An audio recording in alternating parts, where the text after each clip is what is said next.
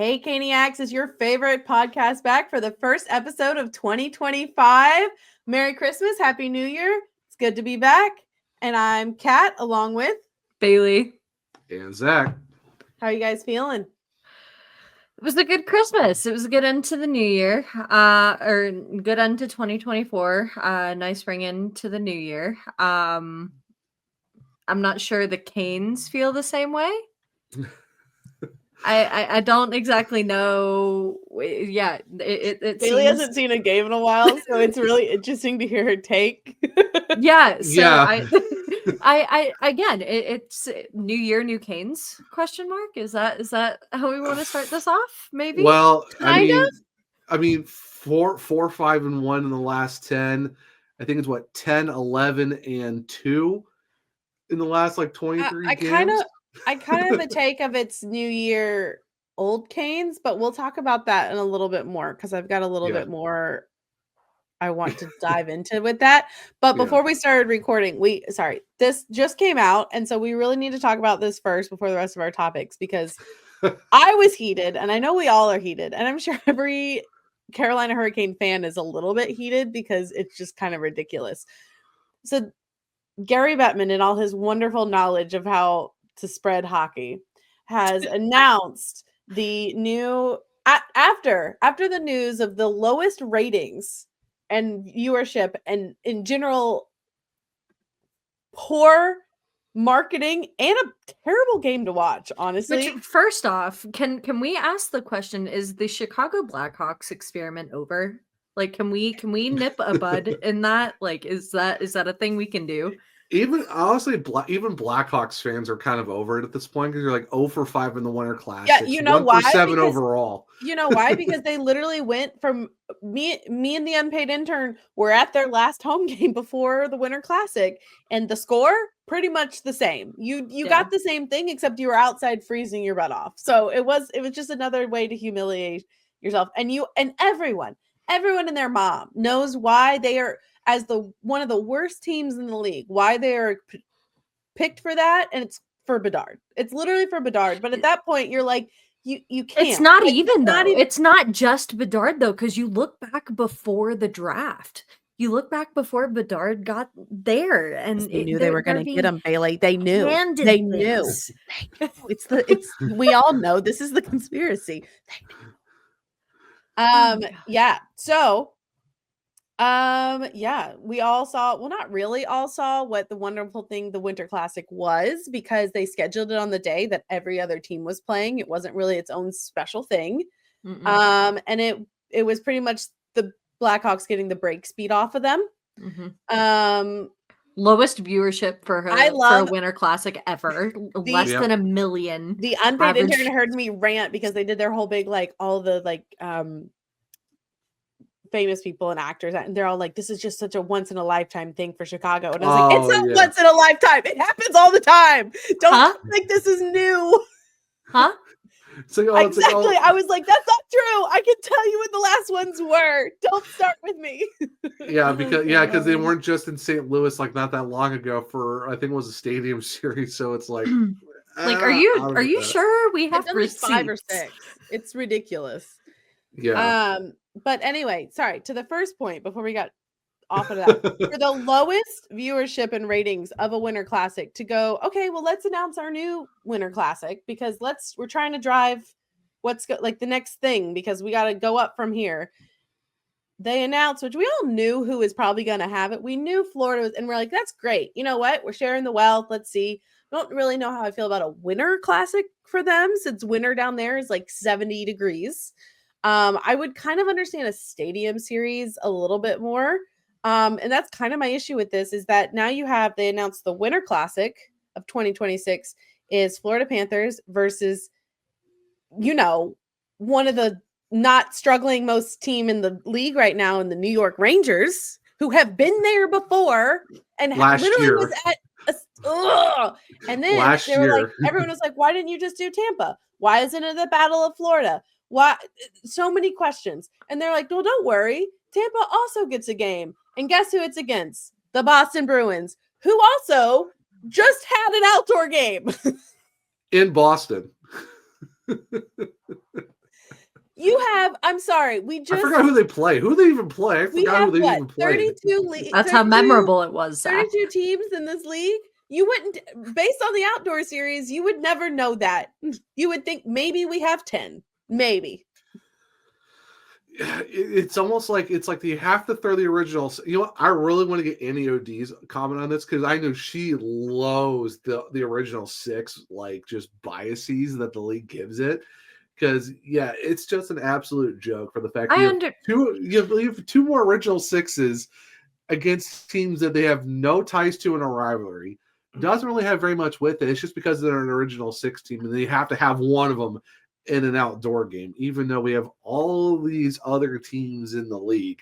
Battle Florida would have made sense, but if you want to split them up, fine. But at least make it make sense. Like, we're not saying the Hurricanes had to be one of them, but at least make it like maybe Nashville or Dallas or someone or of a importance. freaking team that hasn't seen one in the last 3 years. Yeah, the Bruins literally have played in 4 NHL Winter Classics, and they're not far apart. 2023, 2019, 2016, 2010. Are you kidding me? Yeah, like I said, with the Rangers were just in the Stadium Series last year, along with the Islanders and the Devils, who had the Winter Classic, so that wasn't that far off either. So it's kind of insane how the fact that we're recycling through the same teams over and over again. It's not even like they're teams that are doing well. They're picking them just because they're original 6. It's not even teams that are doing well. The Blackhawks not doing well. Rangers not doing well. Bruins not doing as well as people wanted them to. It's like you're picking them before you're even.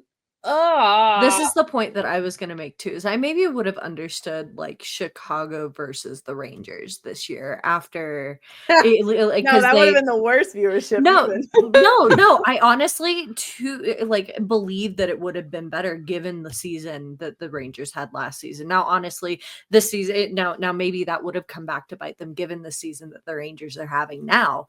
But like making 0-0 oh God. If that was even freaking possible. But no, for me, like that would have made sense for scheduling because it's a good team with good marketability in the Rangers, especially given the hot season that they had last season. I know they announced these things like way in advance, so I understand they couldn't have known, but like to announce this for Florida, knowing that the Rangers are doing this poorly, they're likely on a downward spiral and going to continue in that trend going into the 25-26 season. And you're still giving that to them. Blows my mind. I mean, if you really wanted to, you could have just given it to Toronto at that point. That's what I was just going to say. Crazy enough, I would be less upset if it was Toronto because first of all, there's history with Toronto and Florida now. There's history there. And Toronto is actually a competitive team at this point. Yeah. Honestly, and it's kind of interesting to go from that far to that far, like to meet all the way down in Florida. Like Florida's like, you're in my territory now. You come from hockey country and we're going to show you how we do it in the land of alligators. I would love imagine that announcement video starting off with the "We Want Florida" chants from Toronto during that playoffs. That would have gone so hard. Oh, honestly, well, how about this though too? Instead of Boston, Tampa, it should have been Boston, Florida, because there is massive. You know, they both hate each other after what Florida did to Boston 2 seasons ago, and they met up again. So like that would have been a huge type of matchup too.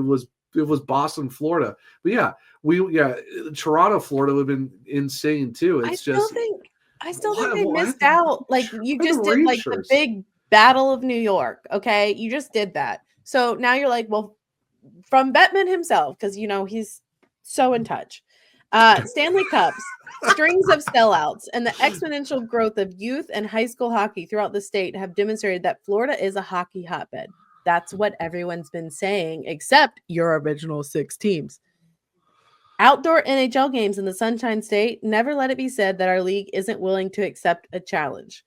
Okay, so make it the Battle of Florida. And you know what? Make it a Stadium Series one so that there's no thought that there's anything to do with winter in the state that literally never gets below 65 degrees. Like, come on, man. There's like I feel like there's times where like things just get put on a T-ball for him, and it's like the NHL could knock it out of the park between either it's Florida and Toronto, or it's the Battle of Florida, there's like, oh, you could just knock it out of the park, and they just like whiff on a T-ball, and you're just like, why? Do you understand why your ratings are the way they are? It's crazy. Are you confused? No one else is. It's crazy too when you look at the fact, because I think from what the dates were for these games, because I think it's January 2nd, so it's not even on New Year's Day. It's now January 2nd, so now they're pushing it back. And then you're talking, that's the Winter Classic of Florida Rangers. Then you have February 1st, Tampa and Boston, which Winter Classics was it Lone Depot Park for the Marlins, and then Raymond James for the Buccaneers. That means they literally logistically have to take all the stuff from the Winter Classic and just ship that stuff up to Tampa for a month later. Up the road. Just get ready to use that in like less than a month. Like, come on, man. Like you could have picked so many other teams for this battle. It would have made sense, but nah, let's 2 more original 6 teams, because why not? You have all these other teams you could have picked from that, if you want to do Eastern Conference, fine. If you want to do East-West, that would have been something too, but welcome to the Surgecast, a Carolina Hurricanes podcast. I'm sorry. It just time to rant because like it's already hard enough for us to find and watch our own sports, especially even in our own state. And then just for this, and they're like, well, it has the lowest ratings. And like every hockey fan is just screaming because you're like, you didn't even market it. Like there was no, like everyone was like, I didn't know till it was day up. And it's like, and I'm even surprised I thought it was going to be New Year's Day. Wow. We really told our people that actually know about hockey. We really marketed them. So good luck marketing to people that don't know anything about hockey. And it's just like the fact that they had all of those games on that day, and they took it away from New Year's Day, and they're like, well, we don't really want to compete. But it's like, well, you still had one hockey game on that day, which surprisingly probably had better viewings. Well, here's the thing. Like maybe you don't want to compete with football, but you're already going to be competing with football at any time. Why don't you just don't compete with yourself first and then worry about the other sports? You know what they could have done? Instead of doing the 12 on New Year's Eve and then the 1 on New Year's Day, how about just put the other games that were on the same day as the Winter Classic, put them on New Year's, because screw it. People are probably going to watch those games anyway. You could have had the Winter Classic by itself on New Year's Eve, like how you usually do it on New Year's Day. Just swap it around, make it the only game instead of having, Kings Devils or something like that, or Kings and someone. You could have put that with all the other 12 other games, and not be like, oh, let's put the Winter Classic right dead smack in the middle at 5:00 with 1:00 games and then 8:00 games. Well, then they talk and they compare, and they're like, well, and like, look at the Washington and Rangers game on Saturday. It had this amount of views. And it's like, yeah, you know why? I watched that game. And you know why? Because there was nothing else going on. And it was all by itself. And it was actually a team that's doing, first of all, it has one of your superstars on it. It's doing better than anyone expected. And then, of course, you're going to get the pull of like, let's see how far one of your original 6 has fallen, because it has fallen, and it was sad. It was sad. But in general, like, I'm like, of course people want to watch that game. But again, not only do people want to watch that game, I saw things about that game leading up to it, and it was by itself. So it's like you literally shoot yourself in your foot with your own stick. And then you're like, well, I got to worry about football. And it's like, you got to worry about yourself first. But anyway, we could talk about this forever. Congrats to Florida. I am very happy that, people are recognizing they know how to play hockey down there, because nothing to take away from it goes back to my point of hating the phrase hockey should not exist below the Bible Belt. And it doesn't belong in the South. Yeah. It doesn't belong in the South, obviously, because Florida's got 2 outdoor games this upcoming season. So, yeah, it's like, it's nothing against the Florida teams for hosting. It's just the opponents they picked. It's the opponent. Again, we could talk about this all day. Yeah. Oh yeah, it is. I'm just saying that's the whole point. So, it's just that.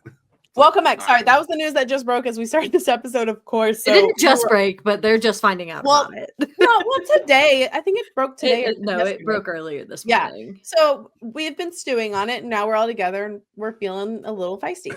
But yes, congrats, just congrats to the a Panthers. little. Honestly, this kind of goes into the final games of 2024 and notable key moments that we have to talk about. Sorry, we did take a little bit of an extra break. There was Christmas, and then there was New Year's, and then I was sick. So also sick for New Year's too. So we all got it. I wasn't sick but busy. Yeah, and also KNX, I realized sickness is going around everywhere. So you guys definitely probably feeling us right now that this extra break was needed, but we're back on our regular schedule. We're excited to get going again because it looks like the Canes are also a little bit more excited to start the new year than maybe ending 2024. But to the final games of 2024, I think we left off on in December. I think we left off, we were going to be playing the Caps, the Rangers, Nashville, and the back-to-back Devils games. Columbus. And then Florida again. And then the recent back-to-back of Minnesota and Pittsburgh in the makeup game against Tampa. But that was January. We're going to talk about the 2024 ones first. Right, yeah, but it's just so many games. While we start getting into the recap too, can we just recognize we're halfway through, guys? Yes. It's crazy to think we're halfway there already. And to note that there's a lot we got to talk about in this episode, but next episode we're definitely going to focus on, we're halfway through the season. Let's compare what we predicted from the beginning of the season to what is going on right now. Ooh, and we don't have to talk about because it's going to be it's going to be fun. Gonna be fun. Have to do that. Yeah, so look forward to that next episode. There's just too much to get it in this one. Okay, so starting off, we had the Caps. We quickly see the Caps are capping. I don't understand why they're working so well, but they are. Great goaltending. It's great goaltending. Yeah, and a great duo. Like both are on top of it. Not to mention Alexander Ovechkin's had a great stretch of games the last couple. He wasn't in when we played them yet. He wasn't back yet. Oh yeah, we got to see them without Ovechkin, and honestly, it's making me feel of the last time when we last played them in playoffs. It gave me that feel. It was back to the Caps being a little bit more in their prime. Yeah, it's crazy how we all thought 5th, 6th, maybe 7th, no big deal. And it's like, no. They heard that and said bet. Yes, and somehow PLD is actually doing something. Dylan Stroman. I mean, like I said, Logan Thompson is probably one of the reasons they're doing so hot, with or without Ovechkin. Yeah, it also helps to the fact that you got Logan Thompson and Charlie Lindgren basically playing out of their minds hockey right now. So yeah, it's just, hey man, gotta give credit to the Capitals are shutting a lot of us up. They're like, they're falling apart. The Capitals aren't there, and just, nope, not the case. I mean, all things considered for that game, yeah, you lost 3-1, but it was close. I mean, it wasn't that bad. I mean, it's just one of those things where it's just puck luck didn't go your way, and it was a hard-fought battle. Not really, you can't really be upset about that one, honestly. I didn't. From what I remember that game, I didn't fully like the way we played. It wasn't one of our worst games. I didn't feel like we were playing like we needed to playing the Capitals. I think we needed to come in playing more of how we played Florida later. But it was a show of, hey, this is what the Capitals look like. You need to get your game together because when you see them again, this is who you're going to be playing. So it wasn't the worst. You knew you were going to be coming in playing a team. It was your first away game after a four game home stretch. And you're playing a team that was on a roll. Go on. I was very excited because earlier in the season, Zach said, what would you rather have? Would you rather, when we were down Kochetkov, he was like, would you rather win against Florida or would you rather win against the Rangers? I said, right now, I'd really want to win against the Rangers. And at that point, I got that. I got the win against the Rangers and then stomped on by Florida. Well, we get to play the Rangers again. And again, we won. And it's like a little win for me. It's just the little things. The little things. Just embrace the little things in life. Oh gosh. Which I guess looking at the Rangers now, it's one of those things where like you're looking at this major like insane matchup between these two teams that really know how to get to each other mentally, who really know how to grind each other's gears, get in under each other's skin. And so you're looking at this matchup before the season starts and you actually know what each team is going into this game with. It's like, no, yeah, this is going to be such an exciting game. So excited for this matchup. It's going to be bloody, it's going to be gritty, it's going to be a mess and a brawl, and it's going to be great. And then you look at where the Rangers are currently. And, for me personally, seeing this, like the wins against the Rangers, it's not as gratifying, which sounds really, really bad to say. Sounds really horrible to say. I'm going to kind of say it's kind of like they lost their teeth. And it's kind of funny because they don't have Trouba anymore. But it's kind of like they lost their teeth. Like their big players aren't playing. Like they're just not putting up their sharp shots. They're not that danger that they've been. And then they don't have that thought of which of our players is going to leave with a concussion at the end of this game, which I kind of love. But careful. It feels Matt like Rempe's still on the team. Well, he said he wants to play smarter hockey. He's currently still suspended. Going to the AHL doesn't really acquit your suspensions. You still have to serve that when you come back. So, Plus, before Shesterkin even got hurt, he wasn't really playing great hockey to begin with either. And then they tried Capocacco later for who's playing phenomenally in Seattle. Mm-hmm. Oh, who would have thought? Change of scenery on a team that actually wants to use you? Oh my gosh! Color me surprised. So it's a little again. It's the little wins. You have a throwaway game against Nashville. That game Don't was. Want to talk about it? Mm-mm. Speaking of it, we thought that was the worst game. Oh, don't worry. There's another one that comes later, but that one I think was worse than the Kraken game, and that was saying something. That Nashville game, you had no right to lose to a team who at that time was bottom three. It was Canes playing down to their opponent. Oh, it was below their opponent because you had no reason to get the brakes beaten off of you 5-2 going into the winter break. Saros is gonna Saros, but at that point, no, not that bad. Which is funny because during this 5-2 loss against Nashville too, you see both the captain and Sebastian Aho find the score sheet, which is something that Canes fans have been begging for recently. So it's absolutely wild. Yeah, that game, speaking of wild, the thing with Staal and that comes later. The thing with Staal and the thing with Aho and the game with Nashville, it was a little too late. They wanted to play too late. So anyway, we pushed that aside. We're they're ready for Christmas. It's fine. We're still trying to find our groove. We're having flashes of the Canes we know. You're all right, we're done with Christmas. And we're going to play a top team. We love to play up to these people. Let's see how it goes. And just as we beat them, they beat us by the same score, which is wild because it happened almost the whole series with them. I think the last game was the only one that was a little different. It was 4. It was 4-2 in the first 3 games, and the last one was 5-2. So it was almost dang near similar. The Devils were deviling, and they beat us 4-2. Mm-hmm. That game was it was tricky. It was, you could tell we were coming off rusty, and they were coming off still pretty hot. Mm-hmm. Robinson got us going first, and we were kind of goal for goal with them a little bit. But again, the Canes it was just a little too late with everything they were trying to do. Yeah. And that's another team with 2 really good goaltenders. Their goaltending is on top of it.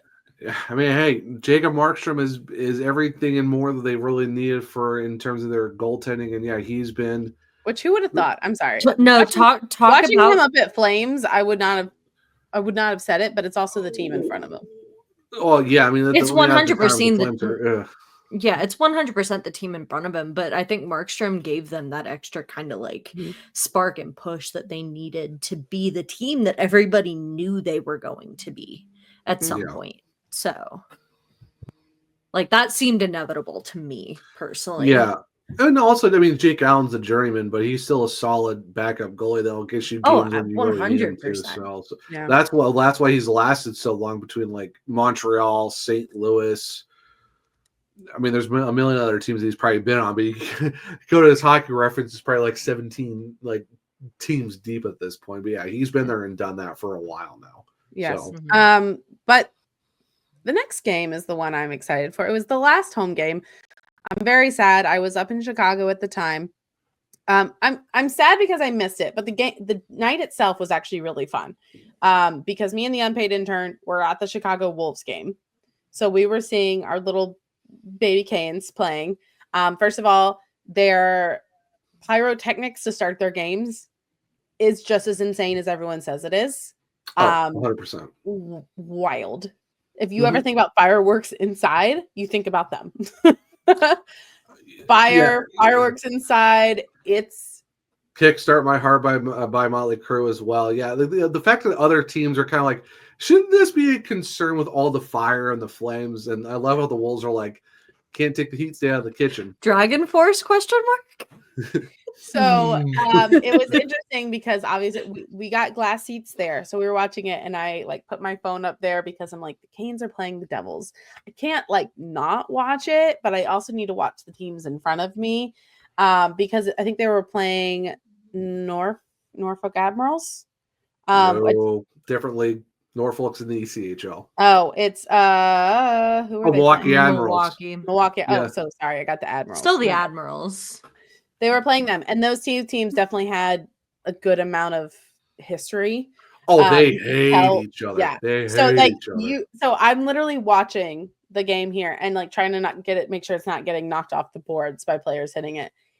And I'm not kidding you. Like it was like Kane score, and then the Wolves would score. Like it was like things were happening simultaneously. Slavin was in the box for the Canes. Slavin was in the box for the Wolves.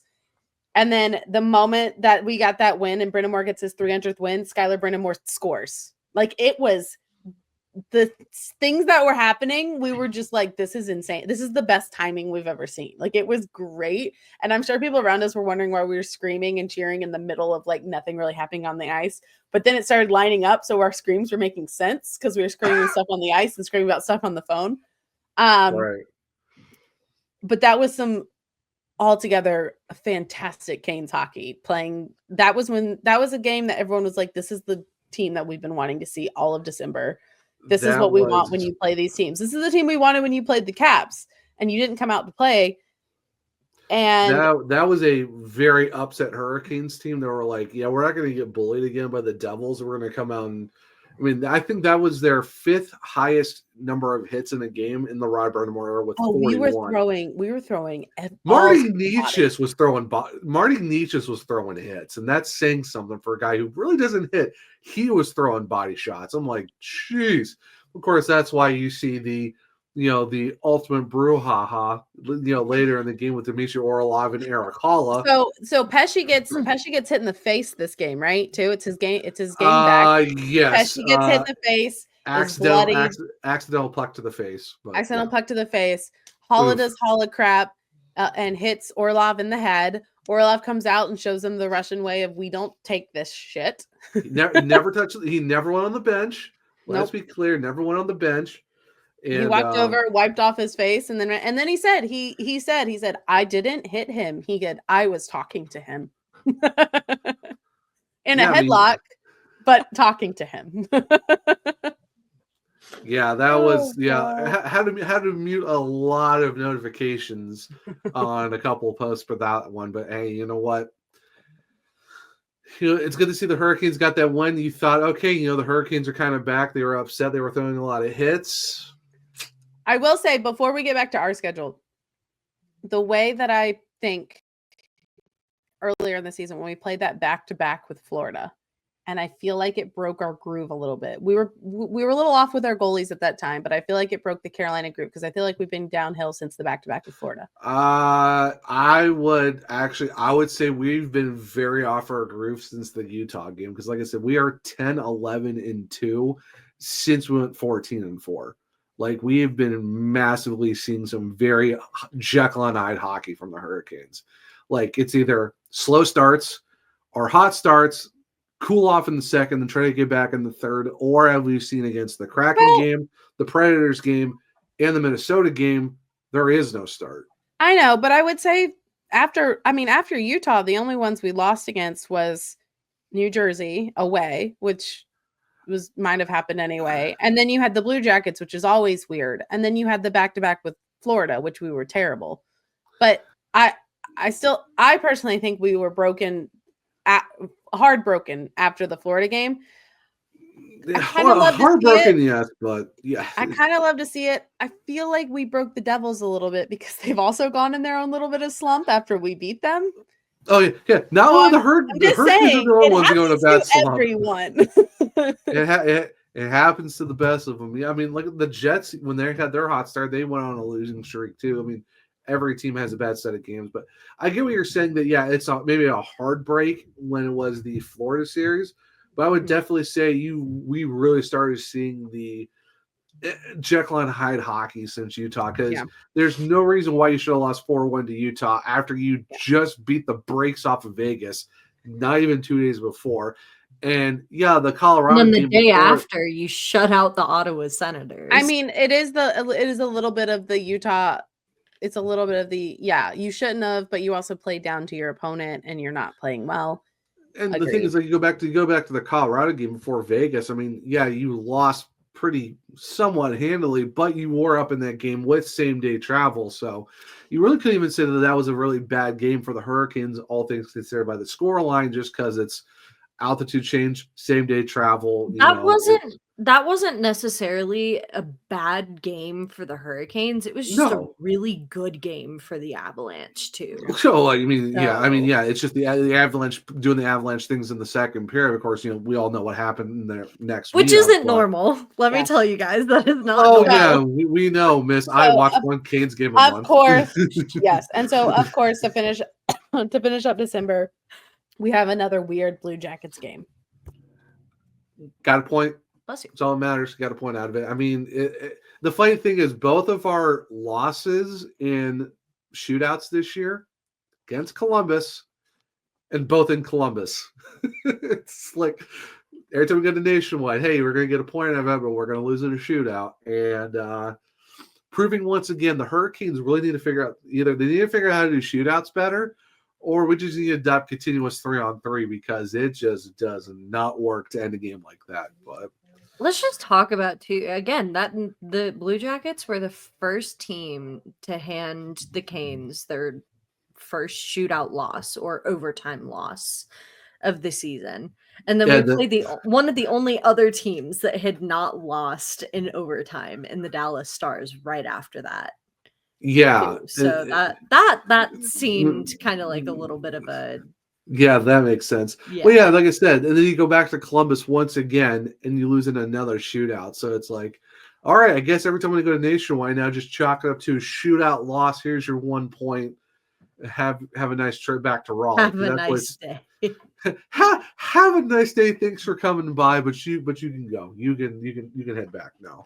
That's what it seems like.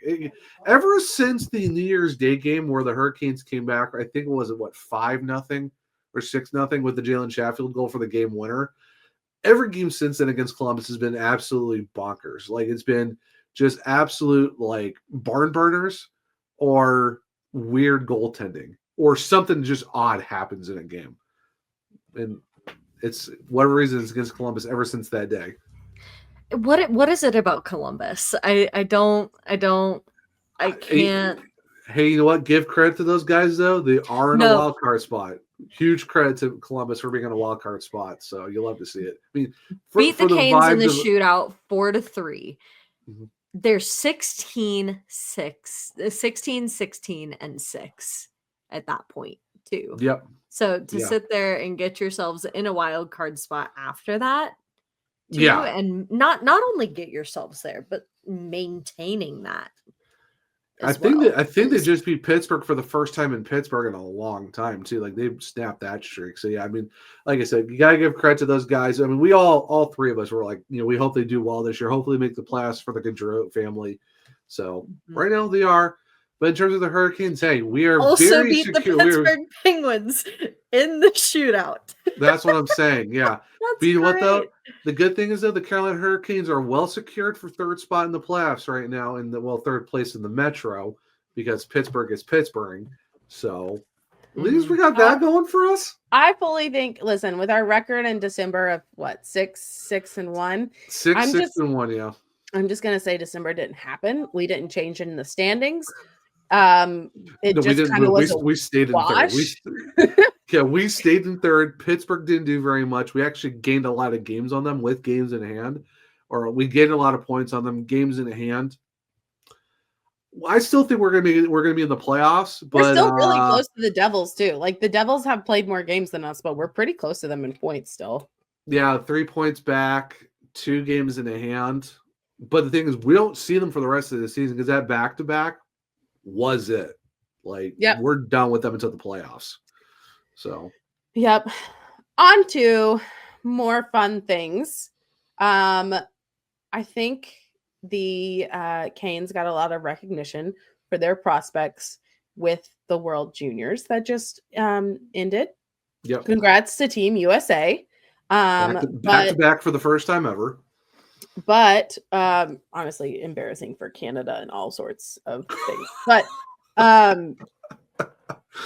big thing, like people were taking notice. There was a lot of talk of why Nadeau was even on Team Canada, and he quickly showed why.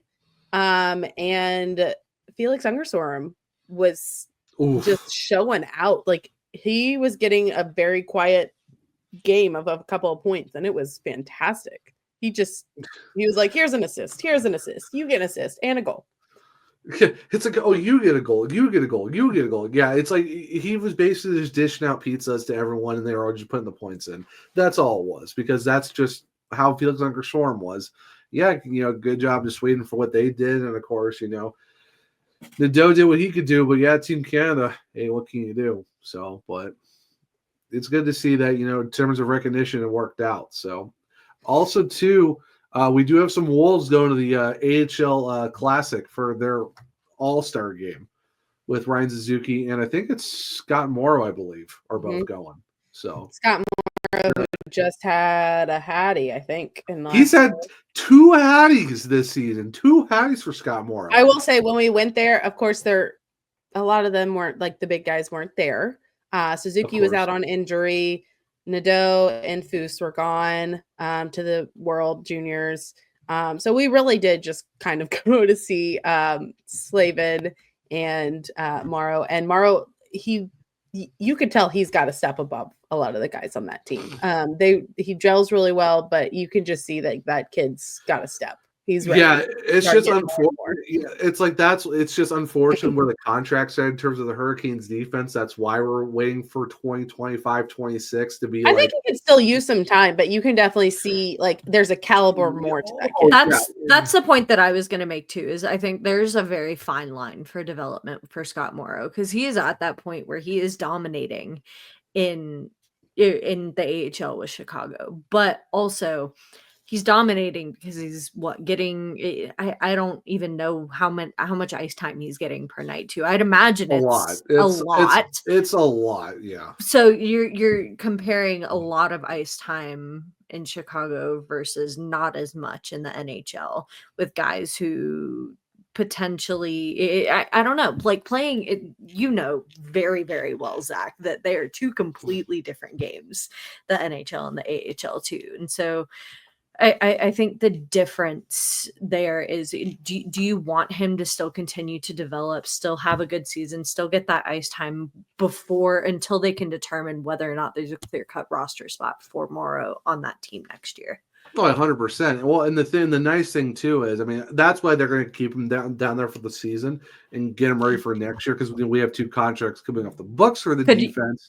Could he be a black ace for the team if they make it to the playoffs?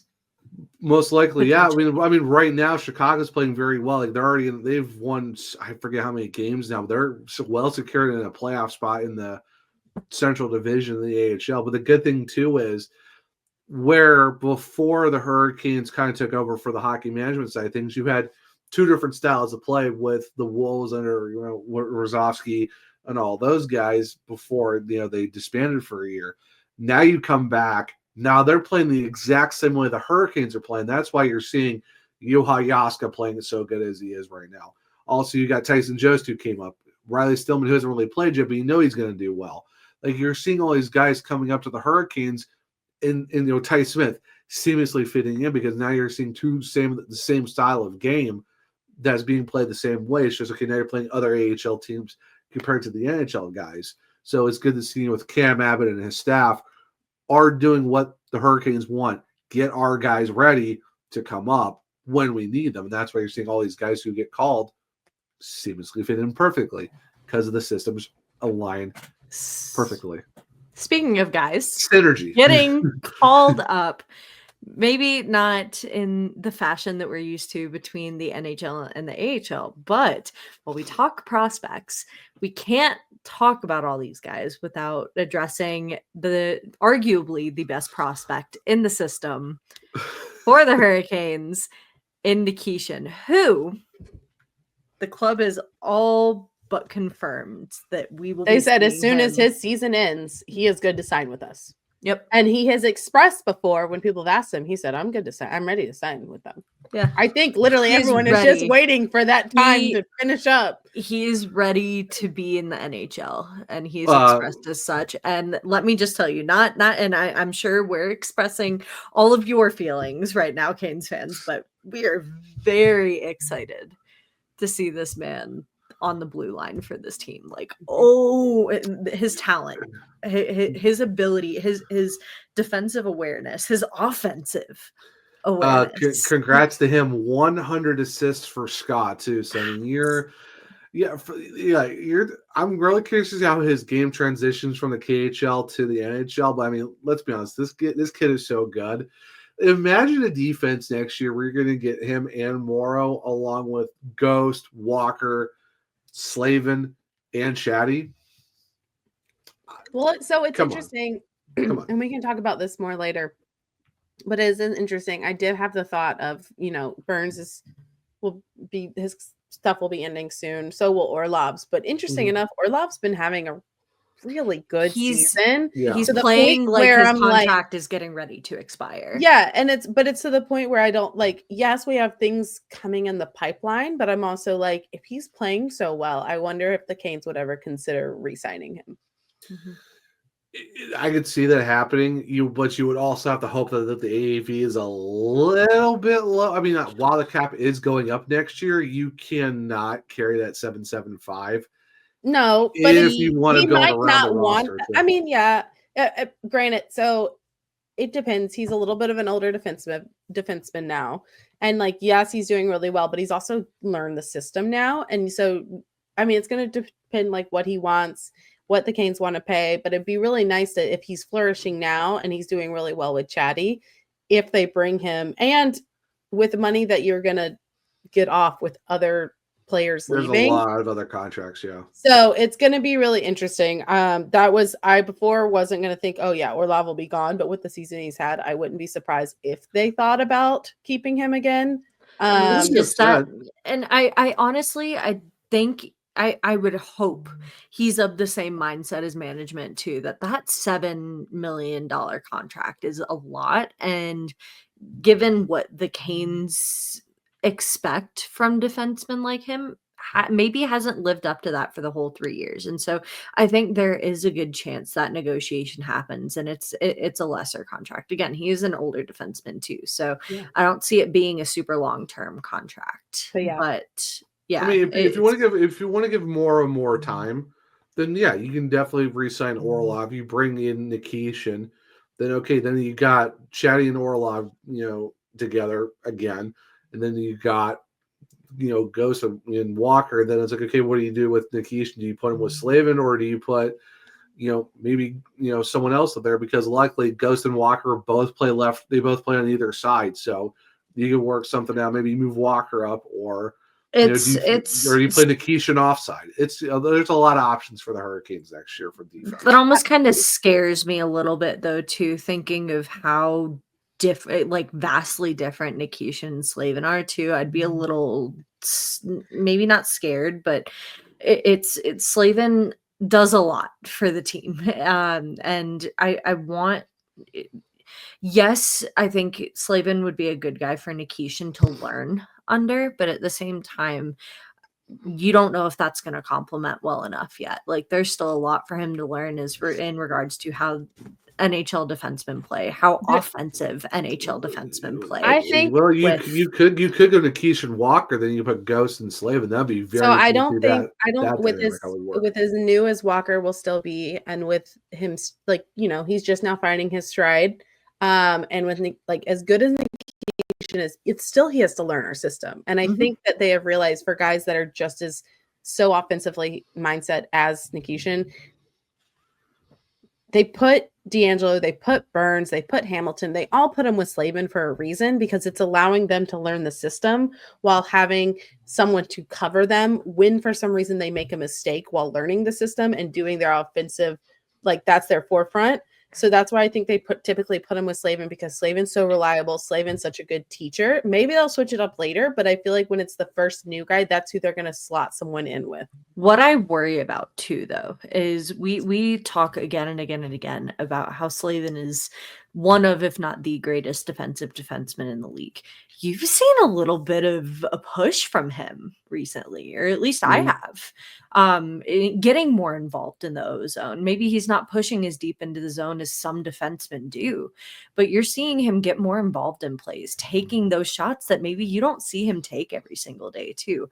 And I can't help but think if that's a certain level of comfortability playing next to a guy like Burns, they've gotten to know each other well, and gotten to a point where Burns is learning, okay, if I see Slavo pushing up, maybe I need to hang back for a little bit too.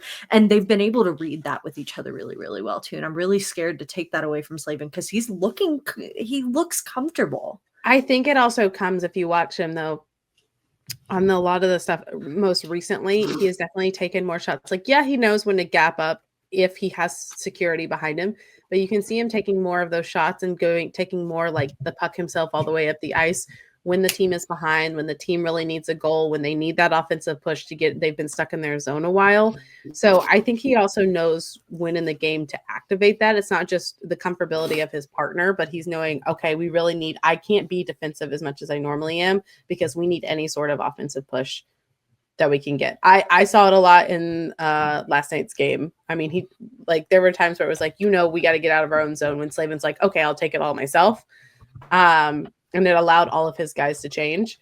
But I agree. I mean, it's gonna be weird. Like we thought this season when we were gonna lose Pesci and Shea potentially, we were like, what's gonna happen? And we were like, who's gonna go where?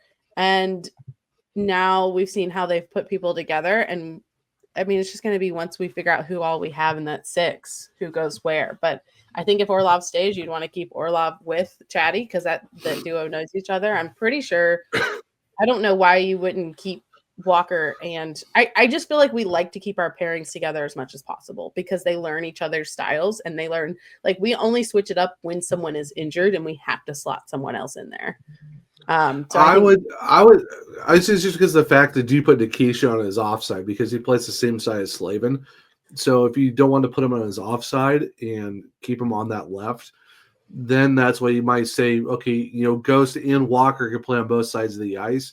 Maybe one of them moves up with Slavin, and then whoever else is available sticks with Nikisha. So that could be a possibility too. So, but like I said, if they feel like that Nikisha can't play on the right side, then yeah, you could see him with Slavin, but it just all depends on how they feel about playing him offside. Yeah. So I honestly just think that we like to have a more experienced defenseman in our system on one of the pairings, and a Walker Nikisha is a little bit more inexperienced. Like Walker will have a little more experience, but he's still, getting his sea legs. Like we said, Chatty and Orlov was able to fight because Chatty knew the system. Slavin always knows the system. That's how Pesci was for Shea. So it'll be interesting. But anyway, so we could talk about this all night, of course. Again, we have so much to talk about. But of course, we got to get to the people that make everything possible with this podcast, our wonderful sponsors. So with that, take a quick listen and we'll be right back. Guess who's back? Back again. Yeah, that's right. SeatGeek is back as one of our official sponsors, and we're so excited to have them because honestly, who doesn't like cheaper tickets? SeatGeek is a ticket app that takes the confusion out of buying tickets. They put a 0 to 10 score on each ticket to know if you're getting a good or a bad deal. Honestly, they do that score. They also do red is bad, green is good. And they show you, I'm pretty sure they show you the view from the seats as well. So it's a really nice way to really see, hey, am I really getting the most for my buck through this app? All our viewers get $20 off. Of course, you know, we got to hook you up with that Sebastian Aho deal, but $20 off their first ticket purchase with our code TheSurgeCast, all one word. We will have links in our descriptions. But yeah, you go to SeatGeek.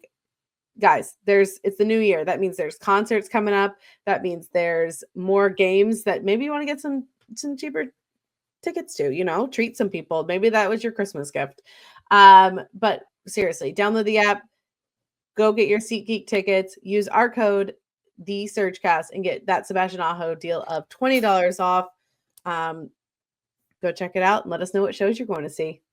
Of course, got to talk about an OG sponsor, and that is Primo X Hockey. They've been with us since even before episode 1, and they've always got some great deals for you guys. You're looking for pucks, sticks, helmets, skates, everything you can desire. They have it. They also got flags. They got koozies. I mean, they're also local too, which is really great. They're right there on 1411 Diggs Drive, Suite E. I mean, you know, also season ticket members for the Carolina Hurricanes. You're also helping support fellow Caniacs as well. You know, great group of guys. They're open Monday through Saturday. Super easy to check out. Just go to PrimoXHockey.com to check out their hours, check out their amazing store. And if you use the code TheSurgeCast at checkout, you get 20% off your order, which is, you know, another Sebastian Aho discount. And the good thing too is free internet. They have free shipping, which is always awesome to have as well. And of course, if you're not able, you know, if you're able to go to the actual shop, well, let them know that the SurgeCast sent you. Maybe they might hook you up with something. Who knows? But always great to have them around. Great group to have as a sponsor, and we cannot thank PrimoX Hockey enough for being with us since day one. Once again, PrimoXHockey.com. Use the code TheSurgeCast at checkout for your Sebastian Aho 20% off discount. Playoffs? We're talking about playoffs? You bet we are. Get in on the action at DraftKings Sportsbook, an official sports betting partner of the NFL. Scoring touchdowns is key to winning in the playoffs, and you can score big by betting on them at DraftKings, the #1 place to bet touchdowns. Ready to place your first bet? Try betting on something simple like a player to score 6. Go to the DraftKings Sportsbook app to make your pick. Right now, get in on the action. Maybe a little Packers-Eagles action. As the Chicagoan, I think y'all know where I'm kind of headed on that. Right now, though, odds to get in. Saquon Barkley, anytime touchdown scorer, -175. Make sure to check that out. And new DraftKings customers can bet $5 to get $200 in bonus bets instantly. Download the DraftKings Sports app and use code THPN. That's code THPN for new customers to get $200 in bonus bets instantly when you bet just $5. Only on DraftKings Sportsbook. The crown is yours. Have you played Pick 6 from DraftKings yet? What are you waiting for? You better get on it. The playoffs are here and time is running out. As the official daily fantasy sports partner of the NFL, DraftKings does fantasy sports like no one else. Play for better payouts on Pick 6. It's super easy to get started. Select 2 or more players. Choose if they'll have more or less of a stat like touchdowns, yard sacks, and more. Pick 6 is available in most states, including Missouri, California, Texas, Georgia, and more. And DraftKings is making it even sweeter for first-time customers. New Pick 6 customers play 5, get 50 in Pick 6 credits. Win more cash on Pick 6. Download the DraftKings Pick 6 app and use code THPN. That's code THPN for new customers to play $5, get 50 in Pick 6 credits. Only on DraftKings Pick 6. The crown is yours. And welcome back, ad skippers. Come on back. Come on back. Come on back. We know you listen. We're going to tell you right now, you really should listen because there are some great deals in there. You always want the Sebastian Aho deal, and we love all of our sponsors. But if you have fast forwarded, calm yourself, hit that play button. We're back. And we're here to talk about the first couple of games of 2025. Listen, listen, if I told you my little win of the season was beating the Rangers, this game against the Panthers almost topped it. Mhm. Almost topped it. You know what's crazy, though, Kat? It was beautiful. You know what's crazy, though? You know what's crazy, though? So last year, January 2nd, 2024, who did we play that first game of the 24 part of the calendar? It would be the New York Rangers. 6-1 on January 2nd. Hurricanes on January 2nd beat the Panthers 3-1. So obviously, the Hurricanes like to win on January 2nd. There you go. Little stat nugget for you right there. I love it. We love Both to go. games only give up one goal. We start the year, we start that 1-2 with a 1-2 punch on whatever team we're playing. I'm down for it. Yes, the Panthers game. Honestly, of all these games, I could talk about the Panthers game the most because it was such a hard fought game. Like game it was so that weird. was the game you wanted to see for the whole month of December. If I had to skip all of those games in December and just watch that game for hours on end, I would have. There was fight to those Carolina Hurricanes. There was grit to them. They were not getting pushed around. They found weaknesses in Bob. Kochetkov said, I can play just as well as that keeper on the other end. And it was gorgeous. I'm sorry. If anyone has any, for all of the discourse about saying, well, maybe Piotr isn't our number one, that man has dialed in 2025. He's been dialed in for a while. And honestly, I don't blame a lot of he hasn't really been crazy Piotr in a while. And Tripp and Mike have said it quite a lot on the broadcast recently that he has been talking with their goaltending coach about playing calm, taking a breath, watching. And that's what he's been doing. And it's been fantastic. Yeah. It's been fantastic. He's known when to poke check. He's known when to just sit and like get big. He knows where to seal. Like there's a few moments where it's like, yes, there's a little bit of chaos. I don't think he's lost his stick as much. But thank you, Corey Lavalette, for the stick count. He has been up to par with every goalie he has played against. He was at Bob's level. He was at Vassey's level. At Vassey's level. He was better than Ned. He has literally played as the number one goaltender, and you can see like this is what he could be. We just need to give him like the reason the teams we talked about earlier, Washington, the Devils, the reason that they're doing so well is because they have a great tandem. I'm not saying Tick isn't great. I'm just saying this is Piotr that you need, but he needs a backup that can help him stay at this level and not put so much weight on him, which we love to. Yeah. Sorry. No, sorry. Go ahead. I was like, which we will talk about as we do have an injuries update, but I don't think it's fair to judge a goaltender on what he's doing as he's trying to shoulder pretty much most of the load by himself as the first time 1A goaltender when he hasn't really had a strong backup all season. Like that hasn't been fair to him to judge and like he's playing out of his mind right now. Well, also, too, for the fact is you also look at the team, they've also left him kind of out to dry as well. So, like, how people keep saying it's a goaltending issue. We need to get a goalie and this, that, or the other. No, it's the team is so inconsistent in front of them. Like, I saw something today, or I posted about, we'll probably talk about rumors at another time, where it's like the Hurricanes are in for Elias Pettersson. And, there's possible guys that could go back. And people are like, no, we need to get goaltender because we can't give up 2 or 3 goals a game. The only reason why is because of the fact that, Kat, let me ask you, since the Columbus game, how many goals would you put on Piotr? Maybe one? Since the Columbus game? Yeah, since Columbus. Ever since New Year's Eve till now, how many goals would you say it's Piotr Kochetkov's fault? Maybe Let me just bring to everybody's attention that he's asking Kat and not me. Maybe we'll get to that in a second, Billy. Just hold on. If anyone's watched X, you'll know why. Maybe 1 or 2. Maybe 1 or 2. And he didn't play in that Wild game. He didn't play. That's what I'm saying. So you look at the fact that he carries a 2.5 goals against average.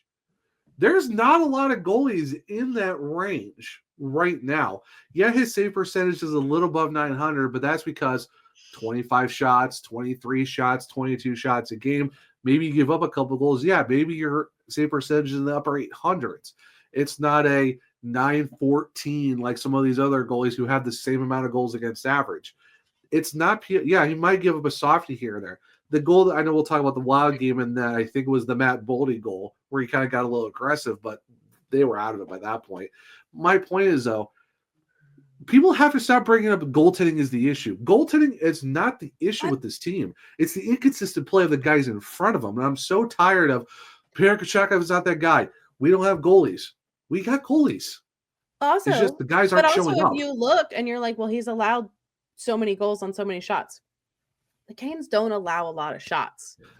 Exactly. When the few moments where they do bend and start to break, that's when a couple shots get in. And sometimes with the way the guys have been playing, it's been back to back.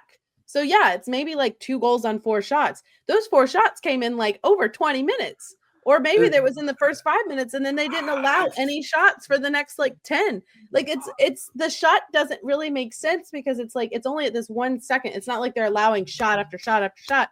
They're not allowing any shots. So you're getting your goaltender cold. And then by the time where you've had your lapse of defense at whether the beginning of the game or random part of the game, and all of a sudden the shots go in back to back and it looks really bad because it looks like, well, he hasn't seen that many shots. He hasn't seen that many shots. And they've stopped everything else. So it's like, also, for anyone, because I don't think we talked about it yet, Mike and Tripp had Eric Tolsky on the broadcast. I don't remember what game it was. But they had him on there and they were talking to him. And it was so funny because Mike was giddy, Tripp was being Tripp, and Eric Tolsky looked so uncomfortable. But he pretty much, they were like, well, we talked about the goaltender. And he was like, yeah. And he was straight up. He was like, yeah, we've been looking around, but they're asking Vezina money for non-Vezina goalies. He's like, we're not doing that. Why would we do that? Because by the time, like, we're looking at that, and by the time that we're like, okay, we got to get to this, and like, he's like, by that time, Piotr's back. We think Freddie's going to be back. Why would we do that rash decision and that rash amount of money for a goaltender that's not worth that amount of money when we could have our problem solved here, or at least have it solved until we have more time to figure out what to do in the future? Then that's when it goes back to the hurt. And Eric Tolsky said they had their own analytics because when he talked to Ovis and Giglio way back when he first became GM, without the interim tag, they don't make knee-jerk reactions. They have their own analytics to figure out their guys and how certain guys are valued. And that's why I've been saying this for a while. If they have not made a move now, there is going to be no move. Yeah, Mackenzie Blackwood might have been a guy they want to go after, but in terms of what the money was, it wasn't there. Of course, you saw the contract that he got with Colorado. Also, the Avs took him because they heard we were sniffing around, okay? The Avs were desperate and immediately were like, the Canes want him, we're going to take him. No. Bailey, you are still muted. I realized that I was muted. Don't start with me. But you Don't start with me. But like Shesterkin, 11.5. He hasn't really done anything to get the 11.5. Yeah, he won a Vezina, but still. But you look at all these other goalies that they're like they want to go after. They thought about Anton Forsberg, but what's the ask on that? Is it the thing is you got to figure out contracts. You got to figure out cap space, and that's what Earl Schwartz's job is, cap compliance manager. Can we bring on this contract when Freddie's coming back at 3.2? We don't have the money. We have 1.57 in the cap right now, and that's the deadline cap's over 5, but we're not at the deadline yet. That's the thing. So we can't just add a goalie and then Freddie's back before the trade deadline. Who are you going to take off the roster? You can't run 3 goalies.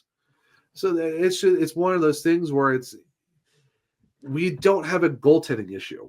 I'm also going to say the guys in front of him that's the issue right now. That's why I'm also going to say it looks worse because you literally had the guys start to fall off on their great run at the beginning of the season. They started to fall off, and then Piotr got hurt. Yeah. So then you have one issue on top of another issue. It's the Piotr was already the guys are already starting to decline a little bit. So then Piotr gets hurt, and you're having your third string goalie. He does the best he can do. But that was never the game plan. And you're like, oh no. But then his timetable is not that long. So like, all right, maybe we'll just wait it out. And then he's back and you're like, okay, well, maybe we'll start we really need to go on and off him and someone else. And hopefully Freddie's coming, because then Freddie's return is January, February. So for the Canes right now, because of their spot in the standings and because of how they played, they're like, we can make it probably to Freddie coming back. Yeah, and then that's we what can it probably is. make it to the deadline, and then we'll go from there. But you can't make a rash decision that then throws off all of your money for later on down the road. I mean, if that was the case, our team would have been a dumpster fire because all of our couch coaches would have been like, I want that guy immediately, and we would have had no money. And that guy wouldn't have worked out. Look at all I'm this. sorry. John Gibson is not the answer. I am sorry. I don't know why we are so stuck on John Gibson. Yes, he's on a bad Ducks team, but he's not proven to go after, because plus what's the ask? And I would look at Veggie at the end of the season or at the deadline over that. Well, the thing is, you would have to have the Anaheim Ducks take half of Gibson's contract to match Freddie's. Why? Yeah. Why are you going to go trade for a guy who makes the same amount of money that's going to have to be retained by the Ducks for the guy who's going to come back before the deadline, which, by the way, he has a sub 1.5 goals against average and a 941 save percentage in Freddie Anderson. 6 goals in 4 games before he got hurt. So no reason why you can make a trade. We can keep talking about goalies. I don't think there's an issue. I think Piotr is playing fantastic. I think the team in front of him needs to step up. It's not the goalies. I've been saying this for weeks. It's not the goalie. We got to stop looking at the goalies. Especially in 2025, Piotr Kochetkov has played like he wants to be the number 1 goalie and is ready for all of that responsibility. He's even taken the maturity into effect. He's being very smart with his stick. He's knowing when to come out. He's being settled. He's being calm in situations that he normally would have been very scattered and flailing around. To continue and to finish up with the Panthers game. The Panthers game was the most notable of this year so far. That's why I can talk about it forever. You get Matthew Tkachuk. Well, first you get a debut of Juha Jaska. It's all the J's or Y's and throws me off. Umlauts and all the extra came in, he's like, I'm ready to be a body. I'm throwing myself around. And it looks like we have put him through the ringer because he currently has 2 black eyes. I really want to note those black eyes came from the AHL and not even from us. But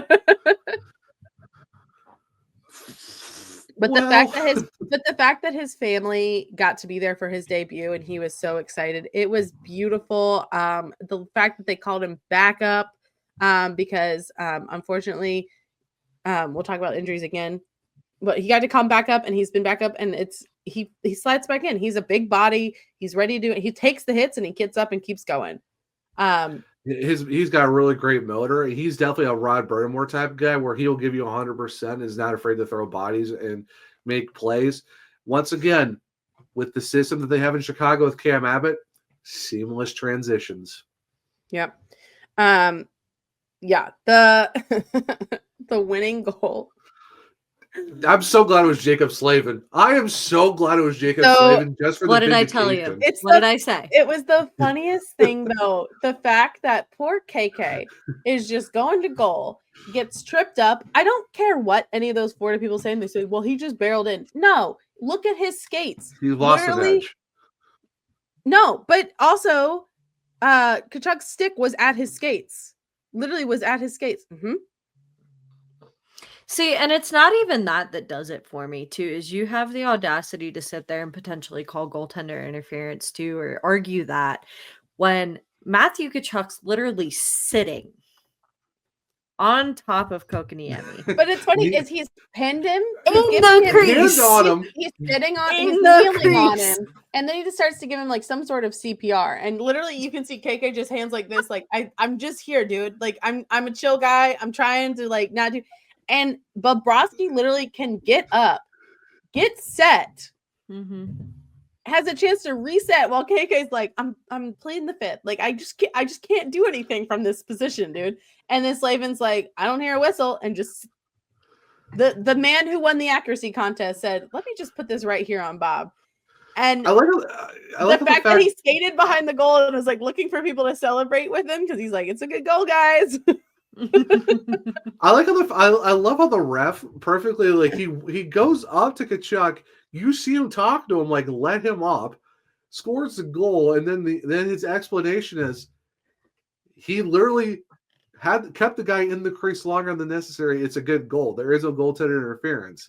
If anything, it should have been interference on.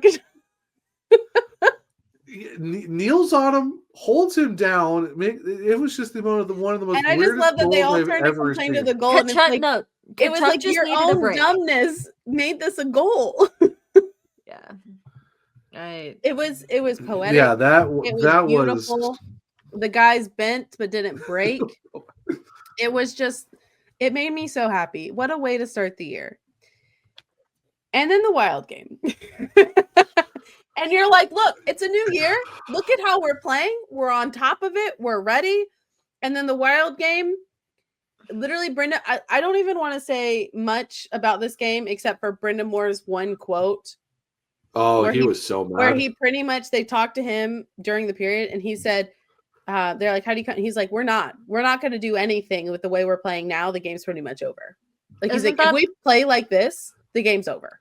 Isn't that the same game that Jordan Staal post game says you can't come into the NHL expect to play like that and win games? Exactly. Yep. And pretty much said, I feel sorry for our fans. Here's the thing, too. After Rod said that, Jalen Chatfield scored, disallowed because Jackson Blake was both feet on the ice, going into the rule by letter of the law. He is offsides. His skates were on the ice. Not in how the the rule was zone. intended to be. Anyway. Thank you, Matt Duchene. But yeah, no, like just right from the rip. Honestly, though, credit to Philip Gustafson. Played a phenomenal game. Gotta give goalies credit when they need to. Marco Rossi, 4 apples in that game. Have a game for that kid, I guess. Like, the Hurricanes almost gave up a first goal of an NHL career to Ben Jones. Of course, that goes back for goaltender interference.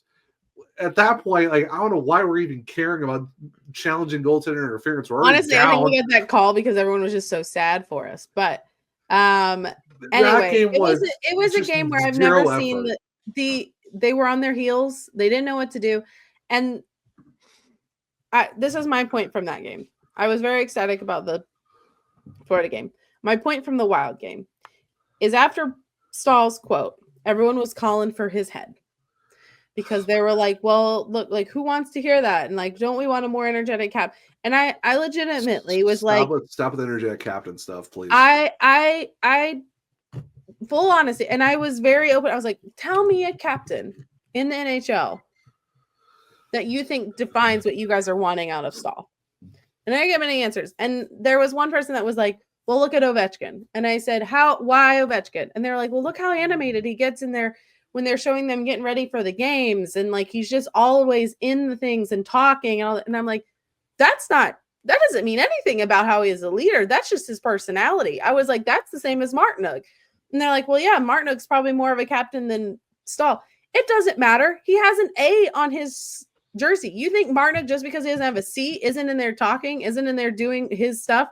Like, anyone that has an A, anyone that has a C is doing something in that locker room. Staal got that C for a reason because he puts in the work. Even the games where we're not doing super hot, Staal is on every shift. He's doing the forechecking. He's literally in front of the net. He's bodying people. He's doing everything he does game to game. And you can say, well, he doesn't have the most points. He's not. That's not his game. It's not all about points. It's not about points. But he's been scoring a lot. He feels like he's been more consistent in scoring and more important in some games. And you're like, well, I need more from him. Do you want him to just grab those guys and yell at them? Because what kind of leadership is that? We don't know what goes on in the locker room. Mm-hmm. And even Slavin, the Pittsburgh game, I believe, they asked Slavin, and Slavin was like, after a while, words don't mean anything. You have to show it. You have to literally go out and play it. And if you think about our core, Martinook, our core in leadership, Martinook, Slavin, Staal, they literally all do their jobs. They go out and play exactly what they say they want from everyone else. It's not their responsibility to be like, Svetch, get your ass going and score a goal. Nate, just stop losing the puck and go. That's not their jobs. They're not the babysitters. They're the leadership team, and they're setting by example, and their examples are great. And what I love to see is in 2025, Aho's like, I'm right here with them. I'm going to show you. Even the Wild game, Aho was doing everything he could to start getting that team back into the game. And it couldn't do anything because you can't be a 1-man team, 4-man team. Everyone needs to contribute. And when we say not everyone is pulling their weight and that stars aren't showing, even Tripp has said stars aren't showing up. We need all of our big players to show up. He's not talking about Staal. He's not talking about Slavin. He's been, for a while, we've been talking about Aho because he's been a weird slump. But we're looking at Svech. You're looking at Natchez because he's gotten cold. Jarvis got a little bit off. And it's not, nobody, no, if you ever played on a sports team, your captain doesn't come up and yell at you because you might just be off. You might just be struggling, and them yelling at you think that's going to make you play better. No. The thing is you can only have so many players only meetings. You can only have so many situations like that where, again, it becomes, okay, what are we doing this for? Like, what is it at this point? If I've learned anything in my time in locker rooms in the past couple of weeks too, it's that there are silent leaders and then there are guys who can amp up. And what I think the Canes really, really need is an energizing kind of guy to come into that locker room and be blunt, to put it bluntly. Like this isn't something you can sugarcoat. This isn't something that you can say, oh, sweep this under the rug. We'll get to it next time, kind of thing. Like it's a situation where this does look like a vastly different team. We're looking at a team at the beginning of the season that's proving everybody wrong. This is an in-between season for the Canes. This is a transition season. They're looking to get their team back after losing so much star power, whatever. And they proved every single person wrong. Now you're looking at that team that everybody expected them to be. Again, to put it bluntly, like I'm sorry to sit there and like call that out, but I just looking at it the way that it is, like this is a team that's lacking star power. This is a team that's lacking grit, which is what they've been known for the last couple of seasons. This is a team that's lacking in a lot of the neutral zone and defensive play that they've been known for the last couple of seasons too. It looks like a team that doesn't, I'm going to quote Shorzy here, that doesn't hate to lose. I think the one guy I think they really miss, Steph Nason. That's one guy you are definitely missing. Absolutely agree. The fact that you're looking at a guy who was not going to be afraid to get in front of the crease and get the greasy goals, because we have not seen a lot of greasy goals this season. And someone who's you're talking about a blunt instrument. Steph Nason is a blunt instrument to say the least, and it's just one of those things like we talked about earlier. And you see a team that's looking different from the start of the season. What did we talk about earlier? 14-4, 8-game winning streak. You've scored 4 goals a game, like 20 out of 27 or whatever it was. You're averaging over 4 goals a game. You're absolutely just taking everyone out. And then you turn that around and go 10, 11, and 2. You take out the Gary Bettman 500, straight wins and losses. You are 10 and 13 in the last 23 games. And to put the icing on the cake here as well, like it's not like we can say 9 different ways till Sunday that this team looks off. This team looks off. The biggest issue I think for me is the chemistry. It doesn't look like there's anything there. So I have a hot take. You said we need someone that comes in there and says it as it is and is a little bit of fire. So everyone has been wanting a Mr. Number 20 to take. They see that he has some fire to him. He's the young, new, like fresh guy. And they're like, he's going to probably be the next captain after Staal. Number 20 has not had a very good season. Like his points are there technically, but he has not played the way we know he is capable of playing. The beginning of the season, we surprised everyone. Natchez was having a stellar run. We were just gelling with everything we were doing. Aho still wasn't gelling. But because of how the other players were like getting off to such a hot start and everything was gelling, we had new faces. No one knew what was really like what to expect from us. We had such a hot run. And now December started going cold. And I think so. I noticed being at the home games. So in previous seasons, when towards the end of the game or in big moments, when Aho would get the puck, everyone would like hold their breath because they'd be like, oh yeah, Aho has the puck. Something big's going to happen. Like he's going to get that goal. He's going to get it like to go because that's what he used to do. Like that's how his previous seasons were. Aho would have magic when he would have the puck. This season, everyone does that when Natchez has the puck because Natchez has had such a great start to the season. When Natchez started to go cold and the Aho has been cold, and I think that voice, the players only, I think that voice and that energetic person has in the past been Aho. I think Aho has been the guy who's been like, guys, because he's been playing well and he's like, guys, we got to go. Like, I expect better of myself. I expect better of this team. We got to do it. Like, I feel like he's been that pulling force. And this season, it's a little different because he's not even meeting his own expectations of himself and expectations that we have of him. So now you're starting to go down. You're like, we need that voice in there. But I also think, how do you hype up your team when you're not even hyped with how yourself is playing?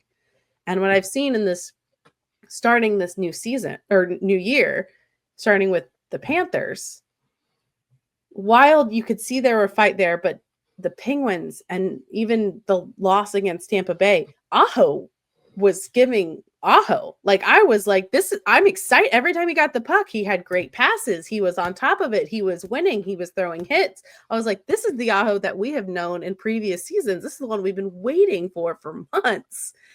And if he starts to get to that point, I think you're going to get that leadership pull because I feel like that is a guy that has such leadership and expectations of himself that he's going to start when he starts pulling his weight. And if the guys still aren't, he's going to be the one to be like, I'm not taking this anymore. We can talk about this now because now I'm pulling my weight and you're not. We all have to step up. I know that I needed to step up and I did. Now I need you to as well. I think one guy we've not really mentioned, we keep kind of towing around. We haven't really mentioned him per se, but I think there's one player on this team that Mike has talked about, Tripp has mentioned, and Rod Brindamore has mentioned a lot this season, really more recently, when putting Staal on that second line with him and Natchez. That's Andrei Svechnikov. I don't know what the points are not really there. Yeah, he had that 4-point game against Colorado, but you look at Andrei, there's something. Yeah, he scored against Tampa. You can tell Rod was like, it was an okay goal. It wasn't the greatest shot from him.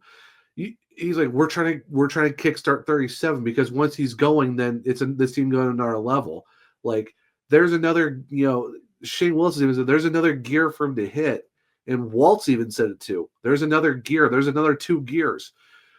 I think that Andrei is still very hesitant to be Andrei post ACL tear because whatever reason, like you are not seeing him being the power forward that is throwing bodies, getting in front of the crease. He is so scared to shoot the puck. Like I don't know what, and the fact that Rod has said multiple times he has another level. He has another level. We need to get him going. He's been saying this for over 2 months now. I don't know what's going on with Andrei. I think it's a mental thing. Which, he's got a case of the yips. Yips. Oh, what he's got. You don't say that. You do not say that. Why? Is it going to get worse? We're in 2 months of it, Zach. We're in 2 months. But you don't mention it. That's just, if you ask the unpaid intern, that is bad voodoo. You do not mention the name. But yeah. You can see him clutching his hat in the background. But the thing is I don't know what it's definitely you see you see glimpses of what he could be, but I agree. He's not holding the boards. He's not throwing his body. He's not getting in front of the net. His puck handling is honestly his puck handling gives me like 2 years ago Natchez, where he tries to do everything and then loses it. Yeah, and Such just isn't that kind of player, too. Yeah, and the thing is, you see him on the top line with Aho and Jarvis. You see him on the top line with Aho and Natchez, Aho and Rosovic. You see him on the second line. He's got bumped down to the fourth because he can't. He's not doing anything. You've seen him with the Jordans. And I love Andrei. He's a great player, but this season, I think he's scared. I think his ACL has scared him, and I don't know what it is because like you see glimpses of his game, but it's like what. Like what? How many line combination changes and how many times can you say we need to get him going to get him going? I hope the Penguins, where he had some wonderful passes, including a pass to Jarvis for a goal, and Great. I hope his game in Tampa, where he got that goal after Tripp said he changed up his skates, he changed up the tape on his stick. I hope that goal gave him some confidence. Like I want him to start this year the way Aho is, where it's like I'm done playing bad hockey. Like I want to play the way that I know I can play and the way everyone's been expecting me to play. The thing that worries me though too, and I bring this back around to chemistry, is because we've seen Rod Blendamore in full effect, especially recently too, trying to get something going. It's not working. It's not working either. It's not, and that's he's admitted it though. He's admitted it that it's past. It's not about lines anymore. It's not. It's just getting guys to go at this point. But that's what I'm saying is you switch things around so much trying to find a spark and things that work. But the thing is you can't change things around that much when the guys don't know each other that well. This is, again, a very new looking team. You've got a lot of new guys coming in trying to learn the system, trying to learn everything. And you've got guys who are trying to learn to gel again, if not learn to gel with a completely new person. And what I fear is that some of that is trying to get those bigger guys to go. Guys like Svechnikov, guys like Natchez who have lost their groove a little bit, guys like Aho who's just starting to find his again. But keep Aho with Jarvis. I swear we're keeping him with Jarvis. The chemistry is there with those two. I said to put ever since they have done well every time they get it's between the two of them. But the thing for me is though, right? That works, right? Mm-hmm. But then you keep changing everything else, and guys don't have time to learn the ins and outs. It's like they have to be ready for anything and everything, which is fair. And versatility has worked for this team in the past, but we're past last call at this point. Or we're getting close to last call. It's getting the only reason why we're even like in the spot we're in now is because the rest of the Metro is not playing good hockey. We are very lucky to be in third. We're past the East being top heavy now. Like this is not a top heavy East. Oh, it's the Atlantic. The Atlantic. The Atlantic is ridiculous. Well, I was gonna say like the Atlantic's got what they're going. Like a lot of the talent and everything. Like it's a very West heavy league right now too. The Metro completely fallen off. But as was it Steve Dingle and his podcast crew always say, it's the Metropolitan Division? Yeah, it's the Metropolitan. Ha ha. I mean, not wrong. I agree. I definitely thought Atlantic was going to be the more contender this season, and so far they have. I do think it's more on the West right now. Yeah. I do think the East has fallen off a little bit. But I will say, with the last two, besides the Wild, I've not really had a big problem with how we've started 2025. That first period of the Pittsburgh game, though. That first period of that Pittsburgh game. But like that's what you get some with the Canes. Like everyone was worried, okay, we're getting back into those bad habits. And maybe they were. But the fact that they were able to come back and play the way they did and they fought through everything was a very that's what and to see the life that came when you got that overtime winner is like those are guys where it's like we need to shake this monkey off our back. Like this is what we're capable. We can do so much more than this. So I wasn't even mad about that game. That game got life into them. Aho was excited. Like everyone was like ready to do everything they could do. Congrats to him for 600 points.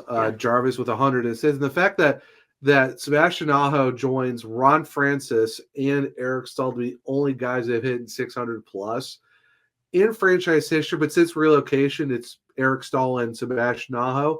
And Aho, at the time when he hit 600, is only 175 back from tying Eric Staal all-time in Kings points, if you're just talking relocation stats. And that's even on a season where he's not doing that great. He's got 30 apples. Yes. And I will say, listen, I tweeted about this. I really hope, and I know it's not going to be the case, I really hope that the Canes do not overreact to the Tampa loss, because listen, the Tampa loss is a loss that's going to come in the season. Mhm. That is a hard-fought game. Yeah, it's a heartbreaker that comes at the end of the game, of a hard-fought game against two teams, and a team that you have a lot of beef with because you have a lot of history against them at home or in Tampa. Brandon Hagel. But Bagel man. we've also got those backbreakers, last-minute goals on other teams in hard-fought games. It's just that's the way it works. That's why Rod was like, I'm not mad with the way we played. Unfortunately, that happened at the end. And have we had that puck luck before? Yes. Like, if that's just what happens, and that's a game where I'm like, this is a game I'm fine to lose during the season because they have done so much and they got that one thing at the end, and it could have easily been the other way. And I'm not upset about it. And everyone's like, oh, we're losing again. Rod's saying the same. And it's like, no, that loss is much different than the loss against the Blues. That loss is a lot different than the loss against the Wild. If you don't see the difference in that loss and the difference in the team that lost, then you don't understand what's going on. Like that's hockey. Like, that is how hockey is supposed. That's supposed to be a game. You're not going to win all the games. That Tampa game is one you might drop every now and then, and you're like, okay.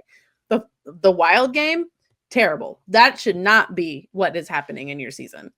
The Kraken game, the National game. The only thing I'd say about the Bolts game that is, while it was a hard-fought backbreaker loss, I will say this. So all 3 goals easily should have been defended by guys boxing out the guys in front. You cannot give Brandon Hagel 3 opportunities in front of that net to start swiping at the puck like he's in a lightsaber duel trying to hit it with a pool noodle. That's basically all that was. You have Nick Paul in the back door with 1 second left on the power play, and then you let Braden Point absolutely beat you to the front of the net, put you in a spin cycle, and then scores the goal. Like, you had no bodies in front of the net, and you're just trying to reach. You try to reach with the stick, and guess what they say? You reach, I teach. Braden Point taught him that, and the thing too, with that, just that overall. That overall Tampa game, it wasn't, like I said, it wasn't bad. It's just you have to get bodies there, and that's just the one thing where it's tough. And I will say this though, the fact that the Hurricanes had one power play, it took the Tampa had 3 before we even got to our first one, and that was with a minute and a half left in the second period. And the thing is, the power play, 0 for 11 in their last chances, with 1 shot, 2 shots, 0 shots. Yeah. You miss Shane Gostisbehere. I'm not gonna. Yes, I said this. I said I miss Ghost a little bit, and the reason is because I don't think, was it Smith? Ty Smith. Yeah. Ty Smith. He's not a bad player. He's just not Ghost, unfortunately. I mean, he's been playing fine. I mean, he's fit in quite well. Him and Walker have been playing great together. It's just, yeah. You have Ghost for a reason as your PP1 quarterback, because that's what he's good at. I think at the time when he got injured, he was second in the league in power play points, and that's 1 behind Cale Makar. Like, that's how good Shane Gostisbehere is on the power play. He leads the Hurricanes defense in goals, assists, and points.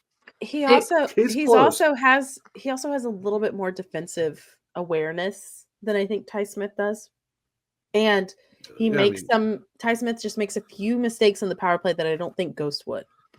It's also gotten to a point too that even with Ghost too, I think the power play has become very, very, very predictable. It's very stagnant for this team. They're not moving around. They're just there's almost all Hurricanes before, like 2 seasons ago. It's getting to the point where teams are easily able to track passes, track transitions.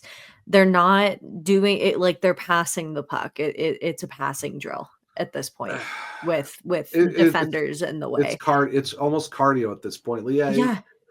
Not even because they're so freaking still in the ozone. I'm seeing people going to. We might have to put this on a milk carton, and that's how. Like, I even put a GIF out of Squidward encased in ice. That's how ice cold this power play has gotten. The thing is, Bailey, this is the first time they've been outside of the top 10 in the league. Yeah. since 2 seasons ago, where I think we're now 12th on the power play. Like, and I don't think we're starting to fall off now.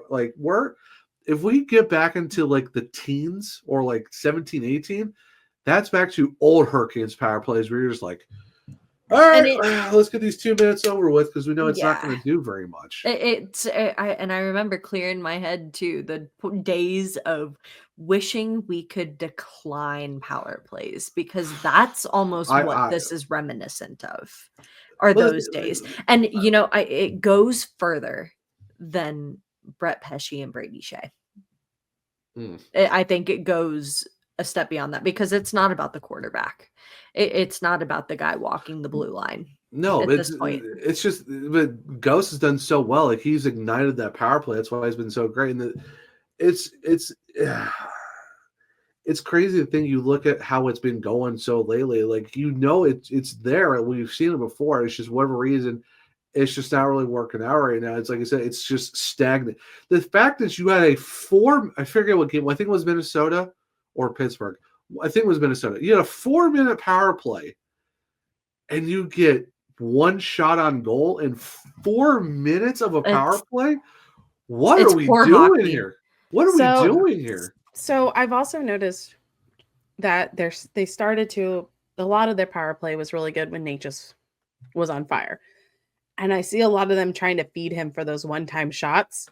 And he doesn't have that right now. But they keep trying to feed it. And it's like, after a while, you got to get bodies in front. You can't force that. Get a deflect. Yeah, and I feel like that's what they're trying to do. But thankfully, they're not moving. Recently, it looks like Aho's taking a few more of the shots instead. And he's getting some good chances. But you need that body in front. You need that to take away the eyes. And no one's in front of the goal. No one's between screaming. that and between Walker and Ty Smith not having as good a chemistry sometimes there, because some of the passes at the top are a little bit more like, they're easy predictable. They can be read, they can get taken out. They're pizzas, they're potatoes. Like, it's just, and you've taken away the shot of Ghost. Like, Ghost shot is important. It's really important. Which it really is. I think leads well, and we're I think running low on time, so I do want to make sure we get into injury and stuff too. Speaking of good news, now the power plays, whatever, but we talk about missing Ghost. He was seen on the ice with none other than missing goaltender Freddie Anderson, who was on a 6 to 8 week timeline for return, wasn't it? 8 to 12. 8 to 12. Sorry, my bad. I had it with 8. Mid-January was everyone's thought. Yeah. So Freddie's back on the ice. He talked with media today. And I was gonna bring this up when we were talking about the goaltending situation, Kochetkov standing up and taking this opportunity to kind of show what he's made of and really show the maturity that's kind of grown here lately too. I think Freddie comes back and this is an A+ situation for the Canes to have that tandem in that. And I know they're trying to make a move. John Gibson's been in talks and conversations and whatnot. There's no reason to get another goalie because there's gonna be no cap. There's gonna be no cap. The thing is, Bailey, when Freddie's back, guess what happened? Is he on IR? I don't know if he is. I don't think they put him on IR because I think you have to figure out his contract. I think he's on IR. Good thing I have. Well, if he's coming back, then here's the thing: where are you gonna put his $3.2 million when you have 1.5 in cap? Yeah, there's no reason to. There's no reason to get another goalie. So currently, it's Freddie Anderson's not on IR according to the NHL media site. Okay, then you don't have to worry about cap. You still have 1.5 million still available, but it's good to see that. Yeah, Ghost is back. He was with Tim Gleason. You see Freddie's back on the ice, so we're going to see him back at some point. We got Drury back. Drury is out with a broken hand for a little bit. Drury came back, and it looks like he hasn't really missed a step. Yeah, you definitely missed him for sure because he's lead the team in face-off percentage. Because howdy, games. He missed 10 games. I didn't realize that was that long. It was that long, and man, you could tell the Hurricanes' face-off percentage really took a tank when he was out of the lineup. Honestly, also with our face-off percentage, I need everyone else to watch. I feel like we get kicked out of that face-off more than anyone else. So I don't want to hear about face-off percentage because your face-off percentage goes down when you can't even start the face-off. Anyway. Pretty much. Also, William Carrier. We're still Lower waiting on body an injury, updated. no timetable. Poor Jost. Jost was doing so well. Oh my He was impressing gosh. everyone. He had the fight too. Like he would get in people's faces. He gave had two no shits care. if he used to be on the team, Pesci and Nason. He was going to give you hell. And I was like, all right. And then he got out with a lower body injury, and I think it's now a little bit of a long-term injury. It's weeks. Unfortunately, It's weeks to weeks. Yeah, and that's the thing. It's like, man, like the injury bug has really gotten the Hurricanes this season, and it's like it's always the bottom six guys. Like, but it always. we lost Jack. Carey is possibly out. Now you lost Jost. I'm pretty sure if you looked earlier in breathe. the season, though, we had an episode where I was like, wow, the injury bud's really hitting everyone, but the Canes are doing so well, and we haven't gotten anyone injured. And of course, Thank you, Kat. What are you? Don't put that out. you there. know it was going to happen. It always happens. Oh, it does. Injury bug's been an interesting one this season for a lot of teams, though. Too. How about recently though? Too, there's been a lot of big names, getting hurt. And like, if you play fantasy hockey, your IR slots are filling up pretty fast. Let me tell you. Yeah. Not So been fun, but yeah. unfortunately, I have hope for Gabe Landeskog. It's fine. Please. unfortunately, we do have a little Please. bit of the injury bug. But again, we do have some up and ups with seeing that both Freddie and Ghost are back on the ice. So all Canes fans will be very excited when those two can return to the team and play. I would think we would probably see Ghost before we see Freddie. Yes. I would say Ghost probably next week, Yes. maybe the week after at the latest, but it's very, very close for him to be back on the ice. So Yes. But we got to wrap up the episode. So let's look at our upcoming games. Oh boy. We have 3 games in 4 days. Let's go. 5 and 7 if you count the two sets of back-to-backs and the Tampa Bay Lightning, cuz. Great We gotta job, talk about schedulers. More next week. But we do have the first set of back-to-back, and this is a back-to-back home where we see the Toronto Maple Leafs, I think, for the first time this season. First time of this 3. season. Yep, first time this season. And the other one I think is March, and then April 13th is the last time we see them. They are currently first in the Atlantic. They are on a 5-game winning streak, winners of 5 of their I think it's like 6 of their last 7 of the last 10. Didn't There's Matthews- 73 in the- I was gonna say that's without Austin Matthews. Yeah, too. Matthews just came back to their lineup too. 5-game winning streak. Yeah. Maybe they're like the Capitals. You take away their big player and they actually play better. Oh no. Mitch Marner this season. Oof, Maroons. That dude is on a heater and a half. 54 points already in 40-something games. Yeah, he is literally carrying the Leafs right now in a contract season. So, Yep. And so then on Friday Yeah. we'll be seeing Vancouver. who just got Quinn Hughes back. So that'll be interesting. But the last time we saw them, they're 4th in the Pacific with 45 points. And last time we saw them, Aho had an overtime winner in October. I think, was that? Yeah, because I think that was a comeback game, but it wasn't the Oilers comeback game. But yeah, that was a pretty interesting game. The fact that you got Quinn Hughes back, and now all of a sudden they're talking about Miller possibly getting traded, maybe Elias Pettersson, but who knows? That could but be a lot of their smoke. leader is so outgoing and really talks to the team and holds strong conferences. So there should not be any strife in the team. Oh no. My thing is with this, it's like you look at these 2 games, and I think it's probably gonna be Piotr against Toronto, because if you look at the list of importance of where you're looking at your points, division, conference, and then the other conference you have to play. This is that second level. Like, yeah, maybe division points are on the line, but you're still playing an Eastern Conference team. I think you have to go Piotr against Toronto, and then you got Tokarski against Vancouver. I mean, it just makes more sense because, like, why would it you? makes sense. I think they might also see how Piotr feels to play a back-to-back. So while we're chatting about that's goaltenders here too, possible 6 points to pick up here in the next 3 games. Oh, What are and your- yeah. What are your predictions? Also, sorry, Shoot. we're talking about that. We're also talking about we're going to see Anaheim on Sunday, which I don't. They're kind of a rough and tumble team. They've got all the new young faces, but also they've got like Truba and Gudis, and they're just Lucas nobody Dolstall you want to see in a dark alley. Lucas Dolstall is actually pretty decent in net for the Ducks too. So I mean, and also Frank Vetrano just got a new contract. Nice little bump with a lot of deferred payments because thank you California for being an absolutely toxic state to get taxed in. And also Troy Terry's Troy Terry. So yeah, that is a I say jeez, 6 points. 5. I'm gonna say 5 points. Ooh. See, I'm usually optimistic with the. I'm usually optimistic. I feel bad for my answer. 3. I go 2. Ooh. I'm gonna say optimistic, and I was when we did this earlier, I was optimistic. We haven't done it in a little bit, and the Canes have struggled and been like every other one. I have a feeling that we've turned it around a little bit in 2025, so I'm staying with 5. Well, the thing is, if you look at, we're 4-5-1 in our last 10. It's outside of the back-to-back losses with Nashville and New Jersey.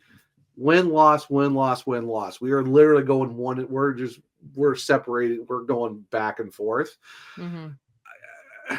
I'm going to ask you, Bailey, but why 2 against which team is going to get the win? I will say 3 because we're at least going to win. I think we're going to beat the Ducks on Eric's. If we lose on Eric Staal night, I swear to gosh, we cannot do that to this man. He saw a lot of bad hockey at the back end of his career with the Canes. Please do not do it on retirement night. Please beat the Ducks for Eric Staal. I would say we are going to lose in overtime. Probably to Toronto, but it could be Vancouver. So I'm gonna say Toronto, but I could be completely wrong. But that is my 3 points. But Bailey, 2. Who's the win? The win either comes against Toronto or Anaheim. I think the loss comes against Vancouver.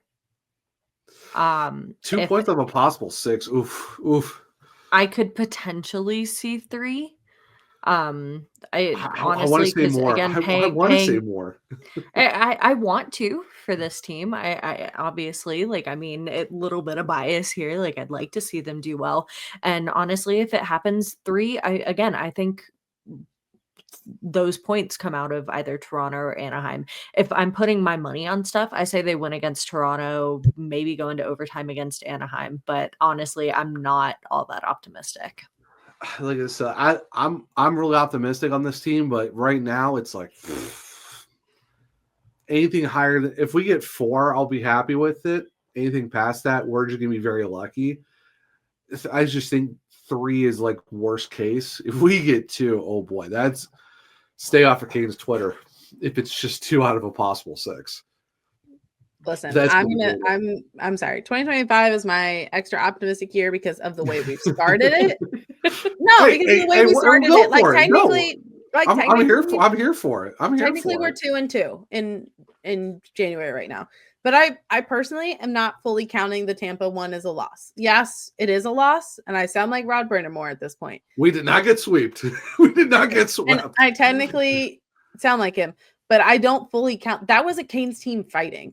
And if I have that team fighting, I'm not going to count it as a loss. I'm counting Wild as a loss because they were not even trying. We need them to play how they've been playing how they play the Florida teams. You beat Florida, then you lost very closely to Tampa. Yeah, you got to play like those games.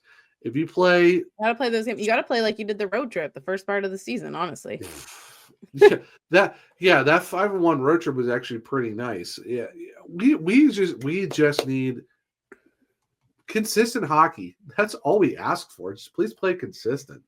Yeah. And in the spirit of optimism too, we talk about Eric Staal night. Yeah, Anaheim, the Eric Staal night, yep. The retirement night.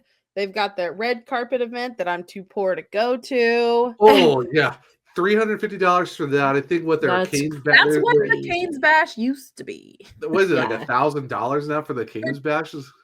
I think it's 5 or 6. Either way, Just ooh, nuts. good But grief. I will say, at least for the Canes Bash, and listen, granted, the Canes, this is all, it's going to charity. And I know they've done a lot of efforts for Western Carolina. So I'm not bashing that they're trying to raise money. I'm just saying the Canes Bash starts at like 7 or 8 and then goes on for a couple hours. So I'm like, okay. And that was 300 last. This one is a 2-hour event for 350. Oh, my wallet. Oh, my wallet hurts. But yeah, I know for Eric Staal. So there are some bobbleheads for Eric Staal, but only for the first 6,000 fans. So if you want one, get there really early and get in line because not everyone's getting an Eric Staal bobblehead. That'll be me. And yeah, Kat, you already know about that. And then also there's banners. So there you go. So like these lovely ones, I do have a Rod Brindamore one. I just need to get a string fixed on it. There will be Eric Staal ones. So add to your collection. King X. It's the first banner raised for jersey retirement in a long time. So this is we've had Hall of Fame, but we haven't had jersey retirement. Yeah, so, last one was Rod Brindamore in 2010. So it's been again, a bit. So here's my question. It's been a bit. Here's my question, because the unpaid intern raised this question, and I honestly didn't know. So when they're putting it up there, they have put it as Staal 12. Mm-hmm. Is it just going to be Staal 12 and it's not going to be E.Staal 12? I think you kind of figure which Staal they're talking about because also granted to will Jordo get his number retired? I think you can't in the future, like going on in the future, can't discount the captain that he's been for this team. I think he has a high probability. No, which, and I'm not saying there's anybody that's going to discount that. I think he will be remembered in years to come as one of the. He was the guy who got the team going in the Rod Brindamore era, but you kind of know who you know who Staal 12 is. Mm-hmm. Everyone knows. Like, I'm not saying that, but I'm just saying. I didn't know if they would because you can consider another Staal going up there and on their jerseys. That's what they had on their jerseys for so long. Yeah, well, I mean, that was just for broadcasting and merchandising and all that because I think you think of why his number is going up in the rafters in the first place, and it's as much as I love the fact that they had E-Staal and J-Staal, those years aren't the years that they're looking at for this retirement. So I mean, only guy to have 100 points for the Hurricanes, won a Stanley Cup, was a captain for a lot of years, all-star appearances, a bunch of other awards they won. Besides Cam Ward, Eric Staal was the first number that I ever memorized for the Canes. He was the first player that I ever memorized. And also in Bailey too. You think about it, like if you're not talking Ron Francis, if you're talking just relocation stats franchise-wise, Eric Staal pretty much is number one. In almost, I think, pretty much every category. Like you're talking points, goals, assists. I mean, you're talking about game-winning goals, overtime, shorties. Like you're talking Eric Staal is the dude for the Hurricanes relocation. There's no reason for his number not to go up there, and it's nice that it's finally happening. Yeah, and it just makes sense. And I'm still of the belief that there should be a number 30 in the rafters, but that's another conversation. That's another conversation for another day. I have lots of thoughts about that. Yeah, I mean, I'm glad he's in the Hurricanes Hall of Fame, but I do have some thoughts on why a 30 should be up there, but that's like it's here or there. But yeah, it's great to see. I would say I know there's kind of a part of the favorite moments for Eric Staal. I mean, Shock at the Rock. Mm-hmm. That's an automatic, that's an automatic one for him just because of that. And then I would say, and for me, it's, because I was at the All-Star game when the Hurricanes hosted it, the one time we've done it in our history, cough, cough. Gary Bettman. Yeah, it was phenomenal to see Eric Staal represent the Hurricanes well in that. And we're talking, I think it was 2011. Yeah, 2011. 2011. Yeah, so you're talking Dad still got that jersey. Got a picture with Brandon Sutter. So there you go. A young Talk Brandon Sutter. about memories. I have a vivid memory of that man, but again, No, another conversation for another day. But favorite Eric Staal moment, Bailey. What's your moment for? I don't Mr. think Twelve? I have a moment more so than just I associate him with becoming a Canes fan. Like, I mean, that's a great memory. I mean, that's that counts. aside from Cam Ward, he was one of my favorite players. Again, one of the first numbers that I ever memorized on the team and started associating. I could see a number 12 out there, and I know, oh yeah, no, that's Eric Staal. That's the captain. That's the guy. Yeah. Also, too, we also forgot he's the only Hurricane on a cover of AHL for EA Sports. AHL 08. So that's not. It's not like a faint moment, but it is again It's I an associate all-encompassing type thing. Yeah, like he's one of the memories that I associate with becoming a hockey fan, becoming a fan of not just hockey but of the Hurricanes. So that's just kind of like a little personal I love all of his claims to records and things like that, and the great things that he's done to put his name on the franchise. Personally, he's just one of the two faces that I associate with early memories of this team. And right, I Kat, think what's yours? Oh, pretty much the same thing. I was going to say, I think that's the perfect way to wrap up talking about Eric Staal. Like, I think that encapsulates pretty much how we all feel about him. I mean, I know some people have like very specific memories, but I'm right on board with Bailey. Like, there's a lot of Eric Staal moments for sure. Yeah, he's Hurricanes hockey. So it's going to be really exciting. I know it's a long awaited. This Sunday will be a very big deal. Get there early, get your bobblehead, get your banner, stay for all the festivities. If you go to the red carpet thing, tell us how it is. The alumni list. I mean, I know we're going to talk about the alumni game, but I think the thing too is like Tuomo Ruutu is going to be in town, and even Matt Cullen's going to be there too. So you're talking a lot of the alumni game on Monday.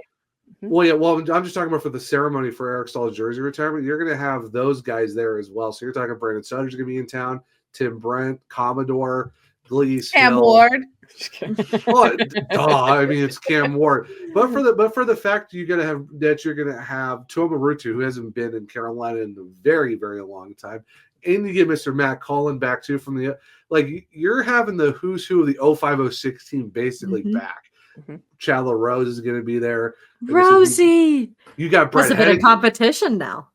You got Brett Hedican. Brett Hedican's going to be back in town too. Bates Wataglia is going to be there. I mean, I know he wasn't part of that 05-06 team, but you're going to have a lot of names from that cup winning team. It's going to be Ray Whitney's going to be back. We got the Wizard in town, so it's going to be a great time. And of course, as we wrap up this episode, though, we do have to do a very talk about greats. Shout out. Talk about Mr. greats. Trip Tracy, North Carolina Sportscaster of the Year. Well, North Carolina Sportscaster of the Year. There's a lot of co's. Legend. The OG Caniac. The OG huge Caniac. That is Mr. Trip Tracy. In his 26th season as our television analyst. Whew. Yeah. Wow. It's crazy. He's watched this team grow up.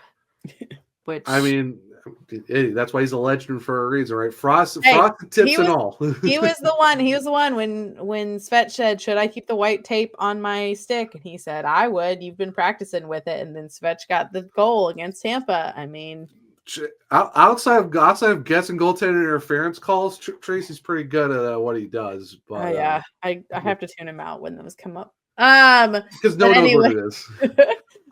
We know. Oh, go ahead, Zach. Oh, so before we wrap up, I think someone has a special announcement that they have to make real quick. So yeah. So as we wrap things up, we talk about great memories and great moments, and if you make me cry, Bailey, I swear to goodness. Being part of the Surge Cast has been one of my top tier moments of the past couple of years. Zach asking me on for season 2, bringing Kat on from there has been it's been a great ride. And before anybody asks, I'm not leaving completely. But you may have noticed my absence in a couple episodes more recently as I've kind of started to take on more. And this is me formally taking a step back from the Surge Cast. So again, you'll see me maybe once every month or two. But with my duties out here in Colorado and starting school back up and working, it's becoming a lot to juggle. And so I'm not leaving for good. It's just a very not faint, but significant step back. So you guys are obviously in great hands with Kat and Zach, and I will be joining every now and again to say hi, check in on, again, the guys that started my love for hockey. There's a reason that I love this team. There's a reason that I will always love this team, and I will come back and check in every so often. But this is my formal step back. So I'll leave that there and throw it over to Kat to start our outros. Oh, she's leaving us for the Avalanche. How dare. How dare. Who would have thought, Kat? Like, geez. Oh, God. But yes, What a Bailey, really we will top miss liver. you. I know everyone will miss you greatly, miss our chemistry of bullying Zach. I mean, it's not like they don't hear Zach a lot on 2 podcasts. So we're gonna have to Wow. Okay. And all of his writing. we're gonna have to get a lot more guests on here so they get a break and some new voices since you're not gonna be on as much. But Yeah. Hey, we will miss maybe, you. maybe the unpaid intern will finally make his debut and see how that works out. Well, the unpaid intern has a turn to become the paid intern with me leaving too. So there is that. That's true. So, which I can see him like, yeah, in the background. I will say, Bailey, I know it's not you're completely leaving, but yeah, I mean, even then, just with the formal, it's it's been awesome having you on. Just since was it 20 and like what summer 2020, I think. 2022? Yeah, it was 22. Yeah, because it was like right at the very end of season 1, going into 2. So it's been a great ride. Of course, then of course all of us met up at the Stadium Series and made a lot of great memories through this podcast. And for sure. I mean, and there's some more to come. It's like I said, you're not leaving completely. It's just sporadic here and there. But yeah, it's definitely been a lot of fun. I mean, we're sad. It stinks that we're not going to see you every week when we do this, but I mean, hey, life happens and things happen. But I mean, of course, wish you nothing but the best. And I mean, of course, we're going to see you around, and we're still going to talk in our group chat. 100%, but it's still going to be weird though. It's like, oh, we're back and it's just us. So yeah, but definitely thank you for all the memories and just adding your extra spice to the show. I try my hardest, You put the cast in Search Cast, Bailey. But yeah. From there, as I kind of like say, not goodbye, but see you later too. Thank you guys also for supporting everything that I've done, like outside of the SurgeCast too. Like I've picked up a really cool endeavor in working for the Hockey News and covering the Avalanche and getting experience in a locker room and doing what I love. And it's my dream job. And so I want to say not just to you guys, Zach and Kat, but everybody listening as well for being so supportive of that endeavor. And as I move forward, if you guys are interested in following me, Bailey, where can people find you?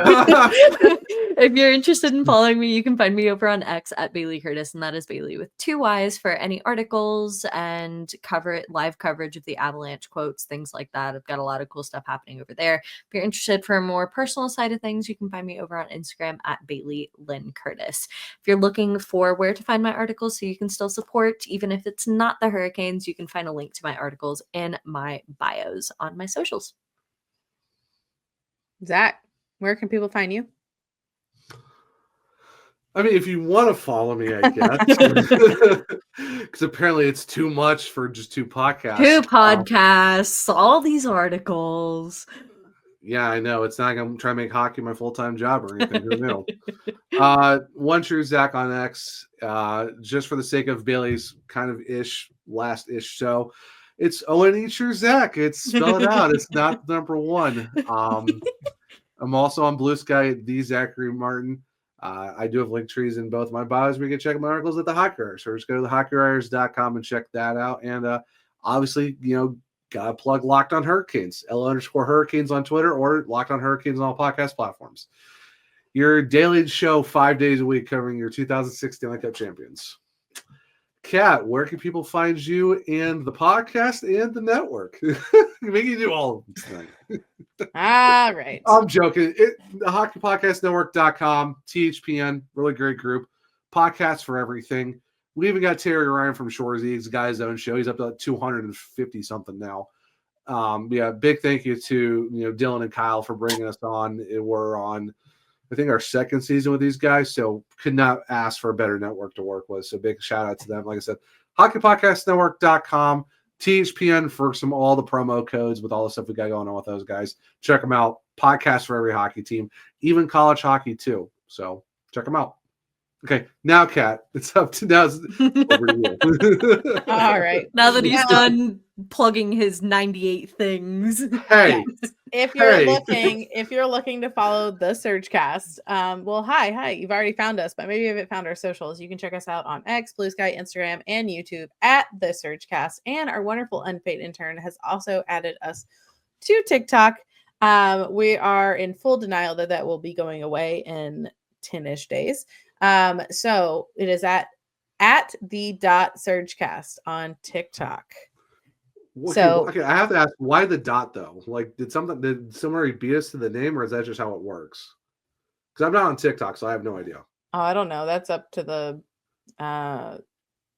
that's all our unpaid intern. I don't know. I named it. I think I named it. I don't know. We could probably put it all one word. I don't know. Oh, I don't care. I was just curious. I'm like, how did that work out? But hey, you know what? It is what it is. It's fine. It's fine. I don't know. You can double check. Yeah, It might. I mean, we could probably. But anyway, for now, it's the Surgecast on TikTok. But Where can people find like, follow, subscribe, comment, all of those fun things. Honestly, I am really excited with TikTok. Maybe. I don't know. We're hoping it's sticking around, but we're going to do some fun little maybe game recaps on there that will also probably go over to our Instagram, but there'll be fun little short updates. So maybe you're like, hey, I don't have time to listen to or wait until they do their episode, but you want our thoughts in the moment. We're going to have fun little updates. Hey, this is what happened to the game in case you missed it. They'll be fun. They'll be short. They'll be sweet. They'll be the Surgecast. But please follow us on all of those. You can find it in our link trees, all of that fun stuff. If you're looking for me, of course, I am also on TikTok at KVT Hunter 74 for the best defenseman in the NHL. And then, of course, on X, Twix, whatever Zach wants to call it, the Caniac chick. And I will be on there defending that we don't need another goalie. And I will also be talking about how badly the refs are calling any of these NHL games that we are watching. But for this episode of the Surgecast, not just the Hurricanes. But thank you for joining us for the first episode of 2025. We really love that you stuck with us through all of last year. It's been a crazy ride. Thank you for a few weeks off as we got through holidays, family time, sickness, and we're back at it. And hopefully the Hurricanes are too. So we have lots to talk about. But we look forward to seeing you guys next week. And while we are sad Bailey will be leaving us, we do have probably a couple of guests lined up for some fun new faces to come on shortly. So hope you guys have a good rest of your week, and we will see you next week on the Surgecast. Bye, guys.